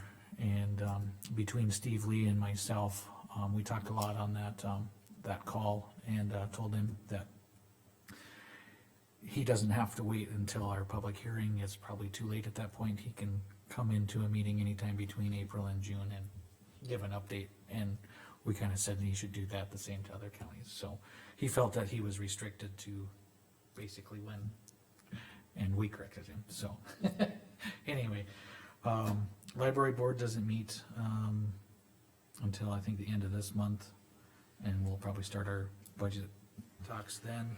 And, you heard we don't have an applicant for the land use department, and there is a wage committee to follow this, and Alice, I'm thinking we could probably go next door, just so everybody's aware, but that's all the updates I have. Rick, I have one more thing before you start on building and maintenance. We do have, Core Facilities is also working on getting our technology in this room working, cause all these HDMI cords aren't connected to anything and they don't work, so Core Facilities is also working. Okay, for me, we heard quite a bit of what's going on in the sheriff's department, but, the repeater, the deputies that we hired, or not deputy, but dealer dispatcher, the 911, we got all kinds of things going on right there, but, we heard about all that, so. The road department, tomorrow we're meeting with Bronco, look at County Road 7. See what we're, the plan there, and, we have, the Beulah shop heater, being that was taken off there, is because we're going to, he got a couple other bids, and they're gonna look at, I asked them to look into why they looked at, one was, radiant heat, and one was, air handling, not an air handling unit, but a forced air. And there were a couple of different proposals there, so we were looking at some different things. River City is gonna come up and ask them to ask some questions more about that. We're also looking at, we bought those two belly dumps, and we're looking at a good used semi-tractor to pull one of them trailers, so we're one short yet, so. Can that red Kenworth be used? At We the wanna plan on crossroads using shop? it, yeah. I mean, it just sits there connected to a water It's tanker going to we get don't used use. this summer, guaranteed. It's not gonna be a lawn ornament anymore. I mean, I need a new semi if we're just gonna let stuff Yeah, sit. no, I can, no, the plan is to use it. I mean, we wanna get them going and get things rolling with it. I thought of that when we bought the trailers, I'm like, that semi, I mean, it's hooked for fires, but Even if easily like, hooked and unhooked if need be. well, that's what I asked, other counties how they do that, and, like typically they use those, I imagine if it's loaded, they'd have to have a place to dolly it down decently, but, Right. but they typically, they use the truck or the trailer in other counties that they water the roads or whatever, and that at night they fill it back up and they have it ready to go in case there is emergency. Right. But it is being used rather than just sitting there as a lawn ornament, so that's what It's a nice truck. we're gonna get working on and get some of that stuff done. And, I mean, we'll be looking at, one other one, I don't know, I guess we're trying to look at something that's reasonably priced, not something that's, I mean, you probably can get something pretty decent for 35 to 45,000 we were looking at. But They're not cheap right now. there's, the only thing is if you get out of the area, and I don't know how you do that with government, but you can get a substantial savings by, Iowa, Wisconsin, Nebraska. I mean, they're bringing stuff up here and reselling it and making money, and it's like, I don't know if we have to, if we find something, we talk to them, we pre-approve it or something and pending it's what we, I don't know how we do that, but I think we could save ourselves $15,000 by expanding our, getting out of the state, so. But that's one of the things, the extension office, we saw that they didn't get their little gal that they offered it to, she turned it down. Fair board, we have meeting tonight, we're moving forward, we got one hiccup that we weren't planning on was our donkey, provider, backed out on us. So we did find another one, and, only that it'll be in a. Donkeys are not good. And it was quite a bit cheaper, and long story short, but it would probably be on a different night. So, I mean, that's all right too, we'll make that work. I think that drew a good crowd, the donkey, I mean, I think that was a good attraction. So, I mean, that Entertaining to watch. took a little bit of, we'll have to figure out what we're gonna do on Saturday afternoon or evening yet, but it's getting a little bit later, but we'll make it work, we always do. P and Z, we didn't have a meeting, and I know, I guess I discussed a little bit with Jamie, and I hope at some point, like, and rather than not have meetings, I get it that Jen is overwhelmed and everything, but I would like to, even if we didn't, just sit down and discuss some of the problems that we have, you know, that we need to go forward with, rather than not doing nothing. I just think that we need to get a plan, so, we got this ET thing, we got some other things that are out there, I think we could sit down and talk about some of these things, we haven't done anything that, I don't know what you think of that, but. Is that something you want P and Z to undertake, or is that something you want commission to undertake? I think P and Z should do that, we should get some type of planning to get, we haven't had any meetings, but instead of not doing nothing, I think we could take some of that time and be a little more constructive on some of the ideas that have been floating around, rather than just, you know, not waiting till something happens, you know? Right, yeah, no, I think it should be something added to P and Z's agenda and at least discuss there and then come forward to the commission, and it might Maybe it be, doesn't need to be a monthly meeting, but like maybe even a quarterly if you have nothing come up, just right, seems to be. I just think that we have some planning we should do, I mean, different things. Even how would we look at examples, how would you look at something with the variance, what would you look at, or, you know, all those little things that, you know, when you could look at them ahead of time rather than wait until they're, right, just some planning thoughts, that's all. yeah, and, I mean, it's not really on topic, but that's one of those things when we talk budget, getting monies there for an actual planner that works with these things on a professional level would, I think, be money well spent. But we didn't approve it for this year, but Something to look into. it's something to look into. Anyways, and then, let's see, who did I miss? I think I got them, the, road department, sheriff's department, only ones McEd, you talked about them, I didn't go to that one anyway, they wasn't here when that happened, what else was at the road department, there was, we're bidding on the grader, that one there is like, they've had nothing but trouble with that machine since day one, I guess, and that was the reason why they were looking at that. The next thing down the road is, we're going to crunch the numbers and look at these buybacks and, how they compare, and if we can put another 7,500 hours and get like 15,000 hours on these instead of buying new blades every year. I mean, with 5 of them, we're doing one every year, but in 5 years that they're constantly coming up and we're spending a lot of money on it. I did look into some of them, but I mean, you gotta compare all the numbers to be, you know, apples to apples, not just saying $150,000 to put an engine in a tranny and, 6x6, they got the front end on them and stuff, but there was other, you know, you gotta put all these numbers together and crunch them out to make sure that you're comparing them, to see that you're making a savings, but that's kinda what I was looking at doing there, so. And we'll know more about County Road 7, County Road 5 project next time, and we'll be seeing about the airport road, so. Okay, that's all I have. Anything else, anybody else? Dan's getting itchy over there, he's ready to go. All right, we have a motion to adjourn. We don't usually do that, you just usually call it. This is the only one I know that we don't do that. Yeah, Okay, the meeting adjourned. sounds good. Thanks, Rick.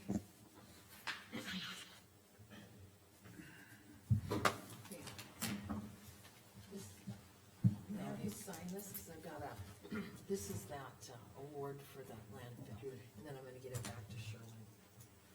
If you sign it, then I'll put your name and title on there.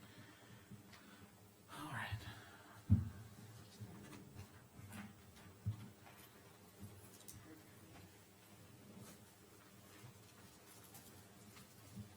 Let's see, no, just your title.